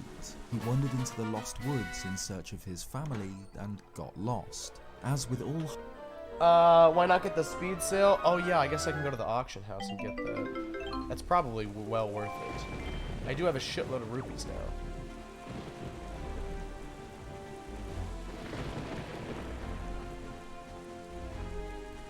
Where do I get the Ballad of the Gales? Isn't that fast travel? Hylian children who were lost in the woods, who became... It auto-changes the wind behind you. Oh, the carpenter's son meets a similarly unfortunate end during the big Goron sword trading quest. Is the Ballad of the Gales on this island? Isn't it the one at the tombstone? How do I get that? I know it said to come at night, but isn't it nighttime right now? He leaves Kakariko for the Lost Woods. When Link finds him, he asks Link to take an odd mushroom to Granny. Oh, I guess he needs to Tower of the Gods first? Oh, okay. But ominously notes that it won't work on a monster. When Link returns, the boy is gone. According to Fado, he turned into a Stalfos. The Graveyard Kid's dad is the guard at the gate leading to Death Mountain. He asks Link to sell him a Keaton mask for his son, which is apparently the boy's favourite, but when he does, the guard just wears it himself. It's not clear what exactly the Skull Mask is meant to represent. It's sold to the Skull Kid in order to make him look scarier, but various Kokiri have interesting reactions to it. Fado asks if you're meant to be a forest ghost, Saria says she's seen something similar to it in the Lost Woods, and the Deku Scrubs in the forest... What's up, Milky? Milky, you were right! You were right! You were right. We were watching. We watched the Zeltix video of the trailer for Tears of the Kingdom, and we've been talking about a lot about that. Ooh, a Mawwile's here, the super rare. And then we also watched a Secrets one for Skyward Sword, and it referenced the fishing rod to distract Ganon. We didn't know what you were fucking talking about, but now we know, and that's awesome. Nobody's ever going to doubt you again. Oh yeah, we were like, he's probably making that up. He was probably doing that to troll us. He was right. Forest stage will comment now we're watching one on Ocarina of Time. What's up, brother? How's it going? Forest totem, though it's not clear what they mean by that. Granny has a pet tiger cub on her desk. In the 3DS version, a sign in Granny's shop can be translated to read, "An excess of medicine is akin to poison. There is no cure for a fool. Medicine prescribed, good medicine is hard to swallow." The Forest Temple is the abandoned, crumbling ruin of a fortified God, guys. in the depths of the My Lost food is Woods. somewhat almost what here. It was originally for. I love you too. My food is somewhat almost here, and when it gets here, Olive is just gonna bark. She is going to get upsetty spaghetti when the doorbell rings. Just saying. And who built it remains a mystery. But an interview with character designer Satoru Takizawa reveals some interesting information on the 4 Poe sisters who Link must hunt down throughout the temple. He notes that these Poes were once priestesses who worshipped in the temple in the distant past. Yes, we're like, where is Milky? We have to tell him. The temple. He was right. Meg, the eldest sister, is found crying in the central hall after we were literally like, where is he? Defeated. After Link defeats the Forest Temple's boss, Phantom Ganon, Ganondorf himself speaks to Link, expressing disappointment in his creation. and his intention to banish it to what he calls the gap between dimensions. Mido bullies Link as a child for his lack of a fairy, probably because he's jealous of how close the hero is to Saria. After the 7-year I have news. jump, What's your news, Milky? What's your news? We'll pause for the news. Where the fuck is the auction house, by the way? Am I stupid? Is it this one? I'll be streaming this Tuesday? Hell yes, brother. Hell yes. Link. That's and awesome. After the Forest Temple explains that if Oh, he we saw will him tab. We again, will tab. he'd tell him that Saria really liked him. I will tab and at would least. Other people can apologize be for there, but being I will mean. tab. If I can get the Elgato. Saria to work, repeatedly mentions forest spirits. That if you play the ocarina in the sacred forest meadow, you can talk to them. Wait, I don't think I can get the speed sale yet. That's the auction house, and they're all concerned about the storm. When can I not get it yet? I don't think I can get it. I think I get it after this. And that the forest spirits were calling for help. And we will be playing Dun Dun But we're Dun. never shown who or what. Are we playing these Twilight spirits Princess? are. Similarly, we learn from Kaepora Gaebara Link's Awakening that the remake? water Hell temple yeah, was used nice. by the Zora to worship Hell yeah. water spirits. And You have to Daruma clear the mentions storm. I fire think. spirits when offering his medallion to Link. Don't I do that? Don't I do that by killing the frog with the bow and arrow that I don't get until the Tower of the Gods? I'm pretty sure that's what I have to do. The Gerudo are almost all female, save But it for will be a my single time, so male you'll all be born asleep. once a Damn it. century. A gossip Oh stone yeah, we helps got Olive explain here. how they reproduce. Apparently, Gerudo women travel to Castletown Damn. in search of I'll leave the PC on. I'll open According 6 to tabs. script I'll create director emails. Toru Osawa, the reason the Gerudo can reproduce this way without diluting their bloodline is that their children are always born fully Gerudo, regardless of the father's race. As long as there are men who fall for the Gerudo women's charms, their line will never die out. In the 3DS version, there's a rota for guard duty hanging in the Gerudo fortress, as well as a map for navigating the Haunted Wasteland, and a curious map of Hyrule complete with a Triforce symbol. Well, good luck, for brother. Castletown, I hope everything works out perhaps so you used can by stream. Ganondorf to That's gonna be fun. One of the stranger mysteries in Ocarina of Time is that of the Gerudo's religion. The Spirit Temple is obviously incredibly important to them, and notably features colossal statues of a I'll try to be woman awake for referred it. to by Sheik as a What time? goddess of the sand. Link visits the Spirit Temple I'm gonna be lurking for a twice, while. I'm just both building as a Legos. I'll child chat more in a and bit. 7 years Okay. later What as an Legos are you adult. building? As young Link, he sees Naboru captured No by idea. Kotake and Yeah, the Koina, first one I just and went. I years just said, later yeah, fuck frees it. Why her not from right now? brainwashing. And I just started. According whatever. to the Carpenters, during these 7 years, Naboru stole from the weak, and her gang of thieves were known for cruelty and brutality. I just followed you, even Milky. for brainwashing So other I will people know. at the Spirit But Temple. you like to know. When Link re-encounters Naboru in the Spirit's Temple as an adult, she's imprisoned in a suit of iron knuckle armor, forced to fight Link against her will. But it seems that this might be the case for all Iron Knuckles. They all bear Gerudo markings, and if we clip the camera inside an Iron Knuckles helmet, we can see a Gerudo warrior inside, suggesting that they're all soldiers brainwashed by Twin Rover. Holy shit. The Carpenters eventually try to leave the life of manual labor behind them and join the Gerudo as thieves, but instead are imprisoned in cells in their fortress. But it seems that this idea wasn't completely out of the blue. Before the time jump, Ichiro in the Kakariko Bazaar notes that the only job he can think of where you can make a lot of money without effort is thievery, and wonders if it's such a bad idea. That's true. As the only male Gerudo, Ganondorf was destined to become their king. But a gossip stone notes that there's more to it than that. Apparently, his people worship him like a god. Another gossip stone gives us a little bit of information on Ganondorf's horse, a solid black Gerudo stallion. The big Though horse. Ganondorf was evidently born to a Gerudo woman, we don't know who his mother was. Instead, he was raised by the witches Koume and Kotake. Navi mentions that the pair are his surrogate mothers. Over the 7 years Link is sealed in the Sacred Realm, Ganondorf visibly changes. After the time jump, his eyes glow yellow, perhaps due to the influence of the Triforce of Power, and his hair is much longer. Ganondorf is cunning and manipulative. He pledges a false allegiance to the King of Hyrule, but that secretly tries to extort the spiritual stones from their three respective races. When this fails and Link begins to collect the keys to the Sacred Realm, Ganondorf doesn't stop him. He just waits and follows Link to the Triforce. Oh my god. The Poe Collector is a mysterious character found in the Castletown guardhouse in the future. He buys bottled Poes off Link and makes inappropriate comments, but who is he? It's never directly confirmed. Oh my god, but look the at this big strongest thing next to me. candidate is the guard who was found in the exact same place Heart in piece? the past. Probably a who says rupee. that he's really interested in ghosts and he wishes that some would come out. Unsettlingly, Yep, just a if purple Link rupee. kills a Redead, others nearby will shuffle towards it and crouch down, either mourning or consuming. I'm its so excited for my corpse. pluckers. I got the don't holy know which macaroni is as well. worse. Dipped in the baker's gold. During the Big Goron Sword trading quest, the Kakariko Cuckoo Lady claims that she's bred a new type of miniature hypoallergenic cuckoo, which she calls the Pocket Cuckoo. A gossip stone suggests that she didn't do this alone, however. Apparently, she visited the Lakeside Laboratory to study how to breed them. She's not the What? only lady visiting the handsome lake scientist, though. Granny is apparently one of his students.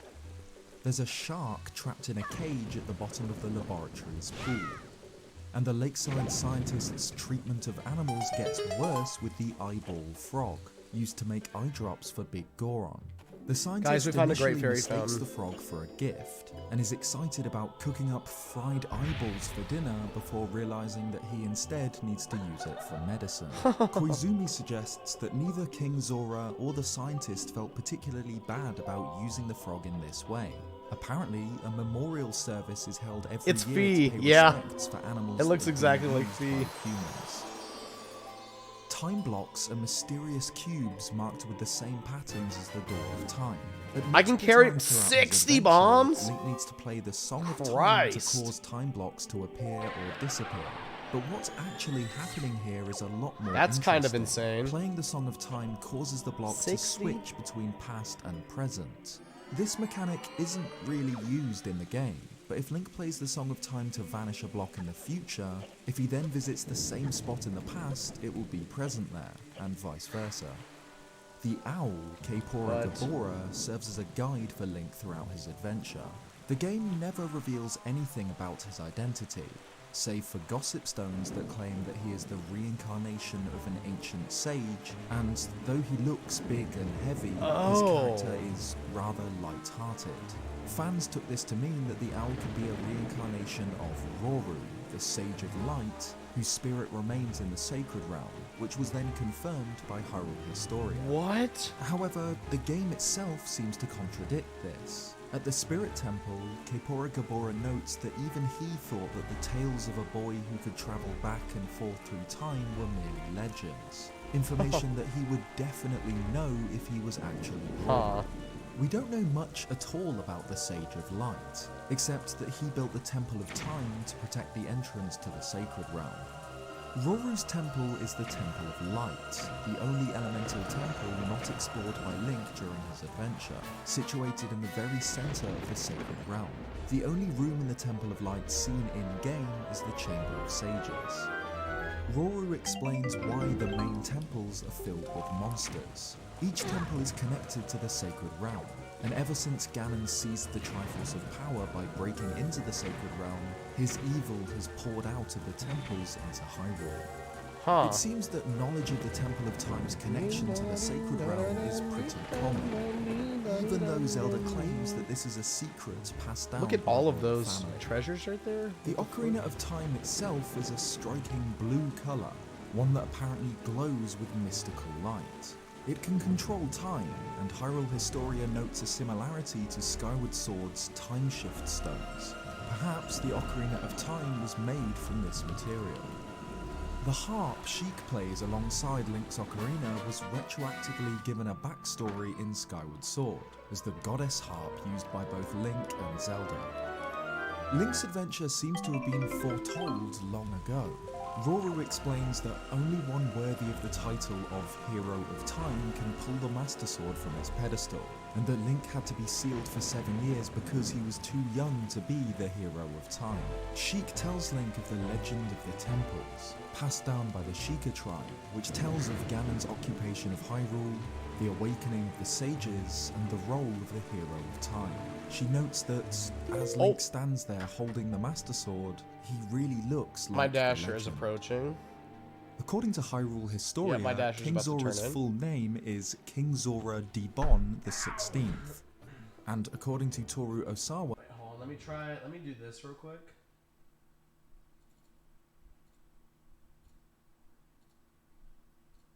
there was in fact Nice. a Queen Zora. Okay, when I but go, she when I died go to sometime get my before the food, game's I'm gonna events. leave the video on, Considering but I'm how just gonna different King Zora and Princess Ruto look, this Zora Queen would have had to be gonna keep quite that there. beautiful.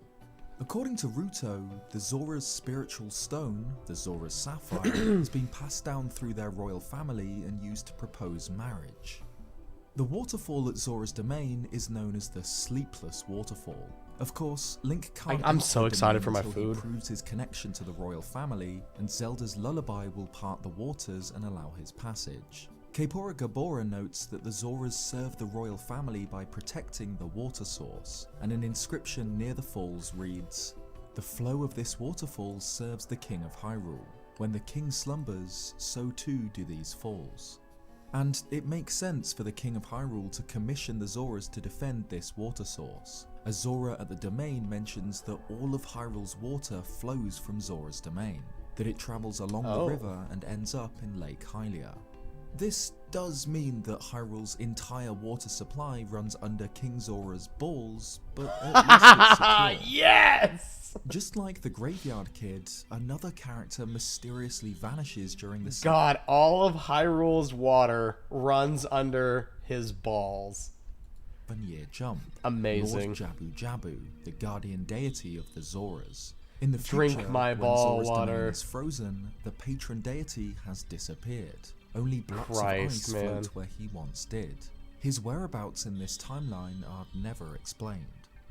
Before he vanished, Jabu Jabu was cared for by Princess Ruto, who prepared his meals morning and night. The boss of the water temple, Morpha, is the source of the curse that has frozen Zora's domain. According to Navi, it is the master of the water temple, a being with absolute control of water.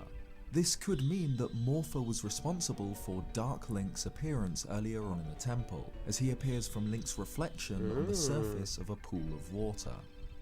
Dark Link himself is incredibly interesting. He begins the fight as a barely visible shadow and mirrors Link's moves exactly, but as the fight progresses, he'll grow less transparent and copy Link less, like he's learning and becoming increasingly more real throughout the battle. Oh, weird. The Song of Storms is one of the Zelda series' most iconic themes, but where it actually comes from is Absolute something control of water can't kill a little boy dressed up as a grown-up. of a mystery. It's taught to Link as an adult by the man in the Kakariko windmill, who complains that a kid with an ocarina played a strange song that messed up the windmill. He teaches Link this strange song, who then travels back in time 7 years, plays the song and messes up the windmill, becoming the ocarina kid that the man complained about in the first place. So, where did the song actually come from? Just like the man says, the Song of Storms goes around and around and around, with no actual origin. An example of My food is here. I'll be right back. I'm gonna start playing this Forest Temple video. the thick, tangled branches of the Lost Woods safe. hold up a dense canopy that spans for miles in all directions, like a blanket cutting the forest off from the outside world. Ancient trees stand like gnarled wooden columns of some lost city, the gaps between forming winding paths and trails like forgotten roads. It's in the centre of these lost woods that the Forest Temple lies, as old as the flora which slowly devours it.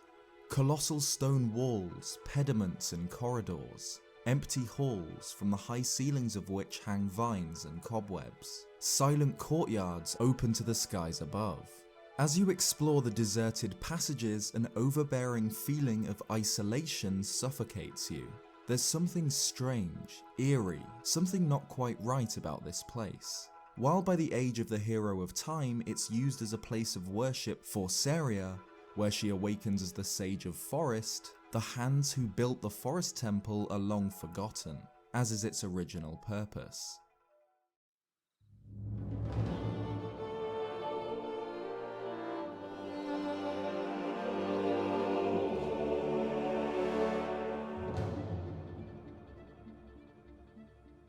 This citadel serves as the game's 4th dungeon. After Link gathers the 3 spiritual stones after venturing into the Great Deku Tree, Dodongo's Cavern and Jabu Jabu's Belly.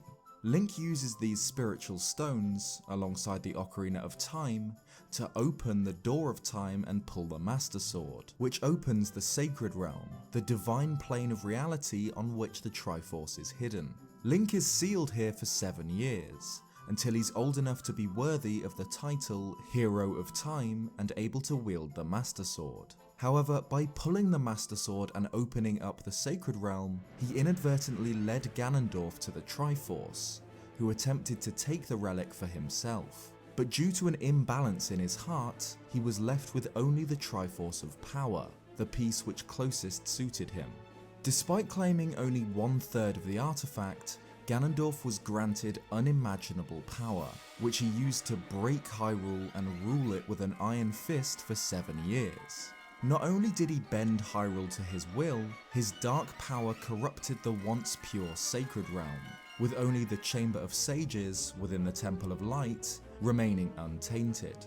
His evil influence spilled forth from the 5 temples, locations across Hyrule connected in some way to the Sacred Realm, infesting them with monsters. When Link awakens, now in the body of a 17-year-old, he's told by Sheik the legend of the 5 temples, a verse passed down through the ancient Sheikah tribe. When evil rules all, an awakening voice from the Sacred Realm will call those destined to be sages who dwell in the 5 temples. One in a deep forest, one on a high mountain, one in a vast lake, one within the House of the Dead, one inside a goddess of the sand. Together with the Hero of Time, the awakened ones will bind the evil and return the light of peace to the world. Sheik informs Link that a girl he knows is waiting in the Forest Temple, but because of the evil power within, she cannot hear her calling.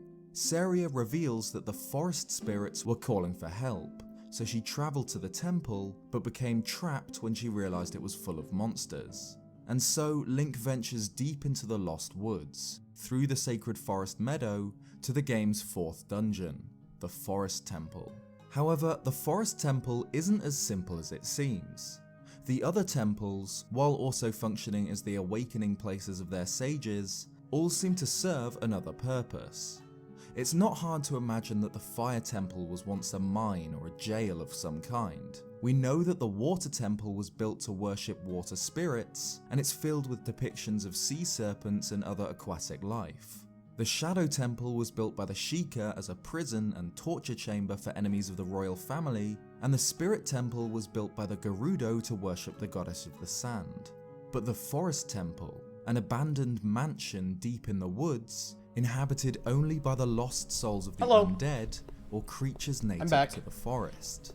What was the original purpose of this building? I'm gonna keep it on Who built this one it, and why? for a little bit, just so What I can, do we know just from the layout and design of the Forest Temple? I can have all my food, Simply from and the I can get all my design, food we ready can to go. tell that the Shadow Temple was a torture chamber, or the Water Temple a place of worship. Truly, the Forest Temple begins with the Sacred Forest Meadow, a sort of front garden to the structure. The meadow begins with a small metal gate, leading into a winding maze through the meadow itself, until we reach 2 stone pillars marking the beginning of a stone staircase, ending in a narrow passageway. There's my blue cheese. The second set of stairs lead up to the front of the mansion. Broken stairs leading to the front door mean Link must use the hook shot to enter the temple. From here we can appreciate the size. Actually, I think this is ranch and blue cheese. The ornate entrance decorated with the symbol of the forest medallion topped with a large pediment, like those used extensively. Does it in have to be Greek and about Roman overhyped of architecture. lame? Passing though? through the front door leads Shut to up! a small foyer Shut up! area with a stone Yes, it does. ceiling, but an even Because more intricate because and because decorated hallway. because we watched the Skyward Sword stuff, and then we throughout the night we're gonna keep going down the list of the games we've played, and we're gonna just watch a bunch of Zeltic videos over Zelda stuff. That's literally all we're doing this fucking weekend. Just watching Zelda videos, playing Zelda. I'd take this over Skyward Sword, to be fair. Oh yeah. With again, And the then next forest will be endowment Majora's design, Mask, then Twilight and Princess smaller stuff, pediment supported and then by columns to form a stone porch. This doorway I don't know leads if we'll onto do a any more of that decorated tonight. corridor, which itself leads into the central room of the temple, a cavernous hall. The floor here is decorated by a rich red carpet, and from the So we ceiling got our- various plant life hangs. There are 6 exits damn from it, this room. We got our Parmesan garlic tots. And our boneless, that's the Jamango, I believe. And then below that looks to be the Baker's Gold one. Are you Typhlosioning for a little bit? Sometime. It'll be back next week if not. I will. No, Jeebus.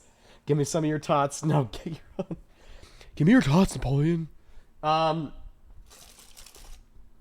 Yeah, I'm really excited for this.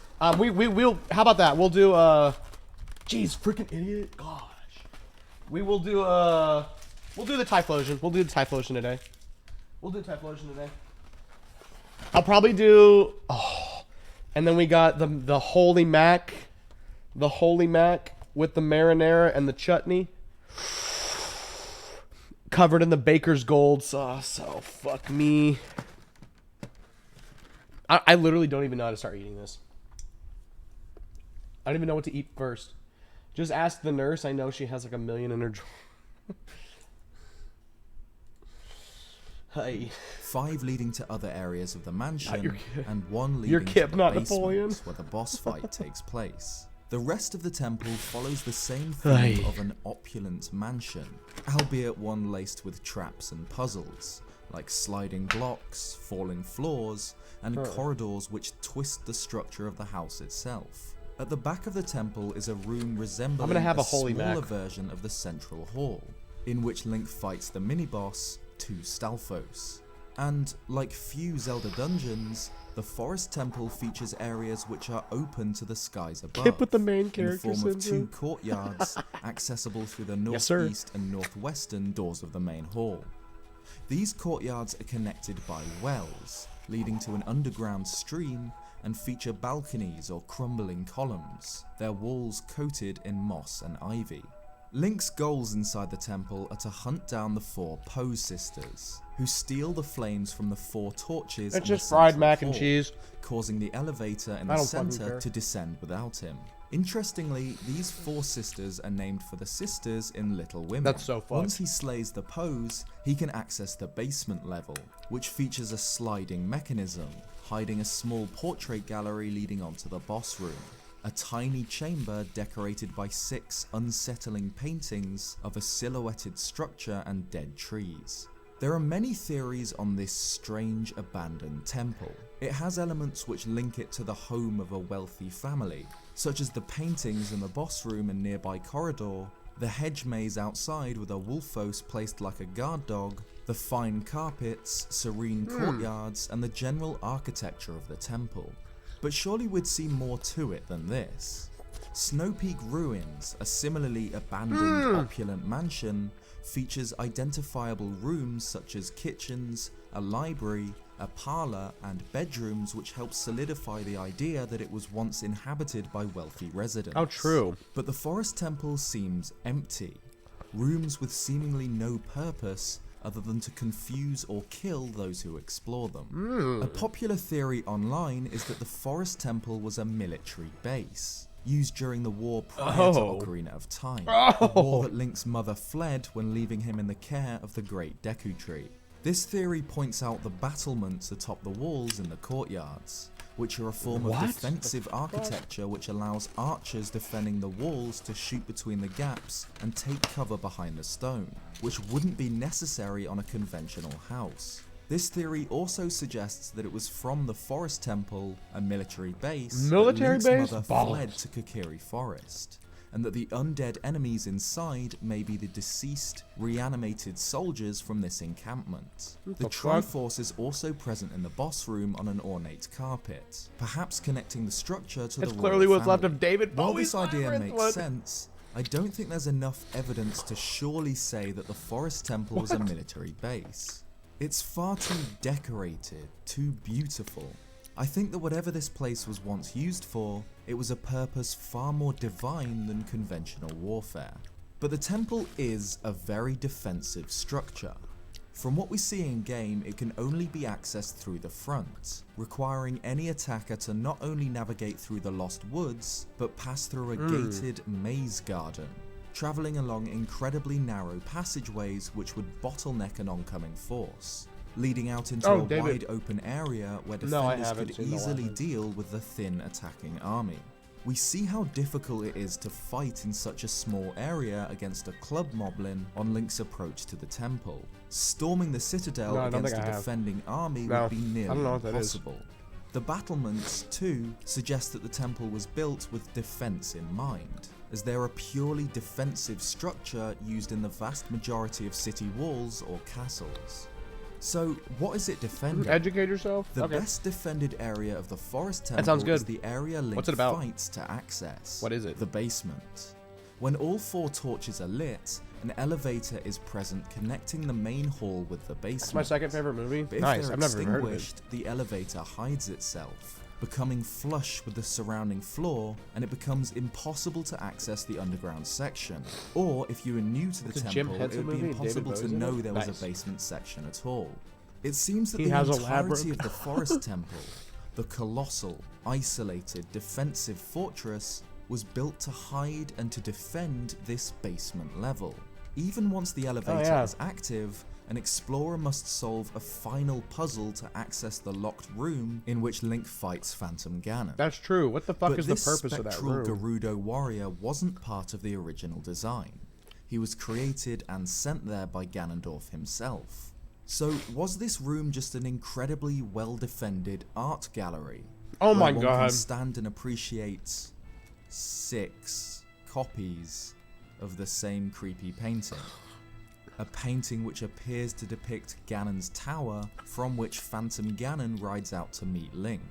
I don't think it's a stretch to assume that these paintings weren't part of the original design. Whoa. In fact, we see in the very same temple paintings which are illusory, used to hide the Poe sisters, which vanish when Link shoots at them.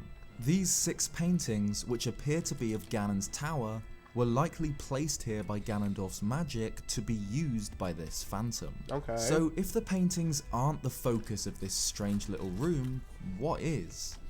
This tiny chamber, found at the end of a secret underground passageway in a well-defended secret fortress in the woods. Illusory. It's interesting that this room's layout heavily parallels that of one of the most sacred places in the Zelda series, the Chamber of Sages.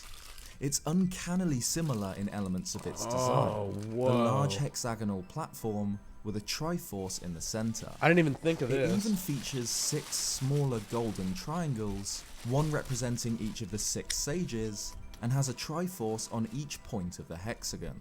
In the 3DS remake, this chamber appears even more like a sanctuary, with blue stained glass windows above, reminiscent of both the colours of the Chamber of Sages and other sacred shrines in the series, such as the Elemental Sanctuary from the Minish Cap. Perhaps it was some sort of elemental sanctuary. The 4 flames required to access it, red, blue, green and purple, mirror the colours of the 4 elements. But I think the connections to the Chamber of Sages are stronger, as it parallels not only this divine location, but also the hexagonal platform on which the Master Sword lies in the Temple of Time. Could this room have, long ago, been an entrance to the Sacred Realm? According to Hyrule Historia, long after Skyward Sword, chaos descended upon Hyrule as wars broke out. people fought one another over the legend of the Triforce, yearning to harness the unlimited power of this artifact. So, as the Sage of Light, Rauru built the Temple of Time, which contained the only entrance to the Sacred Realm, and sealed it with power stronger than both Time and the Master Sword. However, we know that before this, other entrances to the Sacred Realm existed. During Skyward Sword, Link enters the Sacred Realm multiple times, not only in Sky Keep, where he finds the pieces of the Triforce, but also during his Silent Realm trials, which are very likely to have taken place in the Sacred Realm itself, judging by the area's similarities to where the Triforce is found later on in the game. Like all of the temples in Ocarina of Time, the Forest Temple during the game has some link to the Sacred Realm, as it's from these locations Ganondorf's evil pours forth, and it's these locations that the sages are drawn to. However, none of the other temples feature a room so uncannily similar to the Chamber of Sages, or the Master Sword's chamber, which, without Phantom Ganon, appears to serve no purpose whatsoever. It's possible that before the era of Chaos and the Temple of Time's construction, this sanctuary room was a primary entrance to the Sacred Realm, and the huge, defensive yet ornate Forest Temple was built to surround it. We know that even in the ages long before Skyward Sword, I want to break your heart, man, but he he can't hear you. Shut up, the sages existed, with their emblems clearly visible in the Temple I'm of reacting, Hylia. brother. Perhaps the Forest Temple is far older than it appears to be, and like the Sage of Light Rauru built the Temple of Time, the Forest Temple was constructed in eras long past by different sages, or similarly powerful individuals, to house an entrance to the Sacred Realm in its sanctuary. By the time of Ocarina I like to think that's how you watch TV, the though. temple has been disused for centuries, empty, haunted, and overgrown. Yup. Its original purpose, I'm just sitting here talking to and myself. architect, long forgotten. Thanks for watching this video. What do you think the original purpose of the Forest Temple was? All that Let I me know in do- the comment section down below. If you like, All that I do is just, I don't think, I just speak when I stream. And then watching the news, like, no way, how did that happen? Well, all I do when I stream, think about it, all I do when I stream is everything that just pops into my head, I just say it. When I'm watching TV, I'm having those same thoughts, right? Like when I see something happen, like, how did that happen? What is this? Oh my God, that's crazy, right?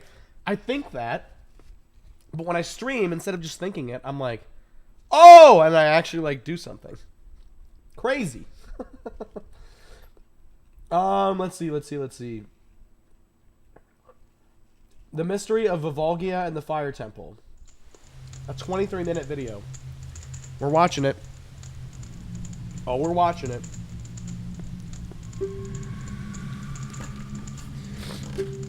I'm not done eating my wings yet. No, I'll continue. Damn it. My saying in silence. Is it gonna work? No. Just don't even like... I mean, instead of sitting in silence, just start talking your shit. Just start saying things. deep in the smoldering bowels of Death When we do Mountain Majora's Mask, we do the lies Deku Ocarina Kid of theory. Oh Time's yeah, dude, we're gonna do second all. adult We're gonna do a dungeon, shitload of it. the This is Fire all we're Temple. doing. The This is temple all we're doing. segmented into layers. The bottom levels are flooded with simmering pools of magma, the upper decorated in ornate carved stone. The dungeon is centered around two We'll problems: 1000% do that. freeing the imprisoned Gorons and finding their legendary hammer in order to slay the dragon which threatens to eat them, who lurks in its lair in the west wing of the lower level. The Fire Temple is found in the blazing crater of Death Mountain, but Dodongo's Cavern, the first fire-themed dungeon in Ocarina of Time, Oh my is God. tunneled into the rock These on the bone- trail it's just leading two to the volcano. gigantic This fucking cavern chicken functions tenders. the Goron's primary mine. It's not even used to boneless. gather These are the most boneless wings. nutritious, delicious It's just two of rocks, which make up the mountain dweller's diet, and is as crude in design as you'd expect a Goron mine to be. Bare rocky walls held up with wooden supports, much like traditional mine shafts, and the gargantuan skeletons of long-dead Dodongos. The Fire Temple, on the other hand, is much more Two decorated. giant chicken testes. In place of simple wooden supports and plain stone, it has smooth carved walls and stairs, statues and pillars. In addition to the obvious symbols representing fire, tribal designs are scattered throughout the temple. Tiki statues and a strange grinning face with accentuated lips. What the temple itself was used for is never explicitly stated, but the fact that it's filled with various prison cells, of which Darunia is aware, that is odd. means that it may have been used as a jail, at least in more modern times. Regardless of the original purpose of the Fire Temple, its design is incredibly interesting. Something that not many people realize is that, like Level 9 in the original Legend of Zelda, Ocarina of Time's Fire Temple actually takes place within Spectacle Rock, a recurring structure in the series. The rock first appeared on Death Mountain in the original, as well as in Adventure of Link and A Link to the Past, and most recently in the Gerudo Desert in Breath of the Wild. In Ocarina of Time, the structure isn't named, but in the center of Death Mountain crater, we can see a rock formation which Spectacle is unarguably rock. meant Spectacle to cock. represent the iconic Spectacle Rock. Two similarly sized peaks connected in the middle so that from above it looks like a pair of glasses. While the Fire Temple's Booba rock. entrance leads away from Spectacle Rock, Link actually has to climb down a ladder and then back towards the structure, with the true entrance to the dungeon found just below the rocks. Knowing this, the design of the Fire Temple, two symmetrical cylindrical halves, makes a lot of sense. Whoa! Each half is Look how the Fire Temple's fucking designed. That is crazy looking. What the hell? I don't think they're glasses, mate. Oh no. My name's not mate. I'm just kidding.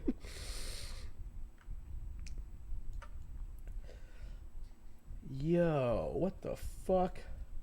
is found within one of the two parts of Spectacle Rock, making it the third dungeon in the series to do so, after Level 9 and Turtle Rock from Link's Awakening. The garlic sriracha. And the dungeon's main fucking item, crazy the good. legendary Megaton Hammer, parallels another item in the series, the hammer found within Spectacle Rock in Adventure of Link. Whoa. So the Fire Temple is an apparently ancient shrine, built into Spectacle Rock in the very crater of Death Mountain. Whoa. An area where the air itself burns so hot that Link can't survive for long without the protection of the Fire Tunic. It's here, in the very heart of the volcano, that Link faces the subterranean lava dragon, the serpentine Volvagia, a dragon from ages long past, revived by Ganondorf and used to threaten the Gorons. But what was the intended purpose of this structure, and who built it? And what was Volvagia, who predated Ganondorf's rise to power by years? Simply a malevolent dragon of the deep, Yeah, or something that's also greater? odd to think about.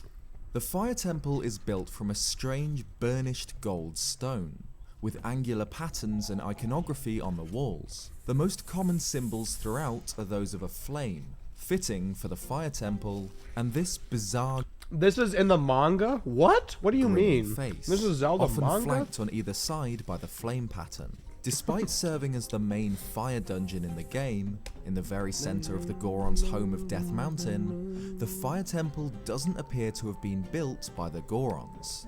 Not only does it appear to be unused, hidden behind a secret passage in Darunia's chambers, the architecture is completely different to Goron-built structures, like the simple mines of Dodongo's Cavern, made from excavated rock, wood supports and bones, and Goron City, Right. dug into the sheer rock of the mountain and decorated with primitive cave. Link binds an egg as Child Link, and it's the dragon.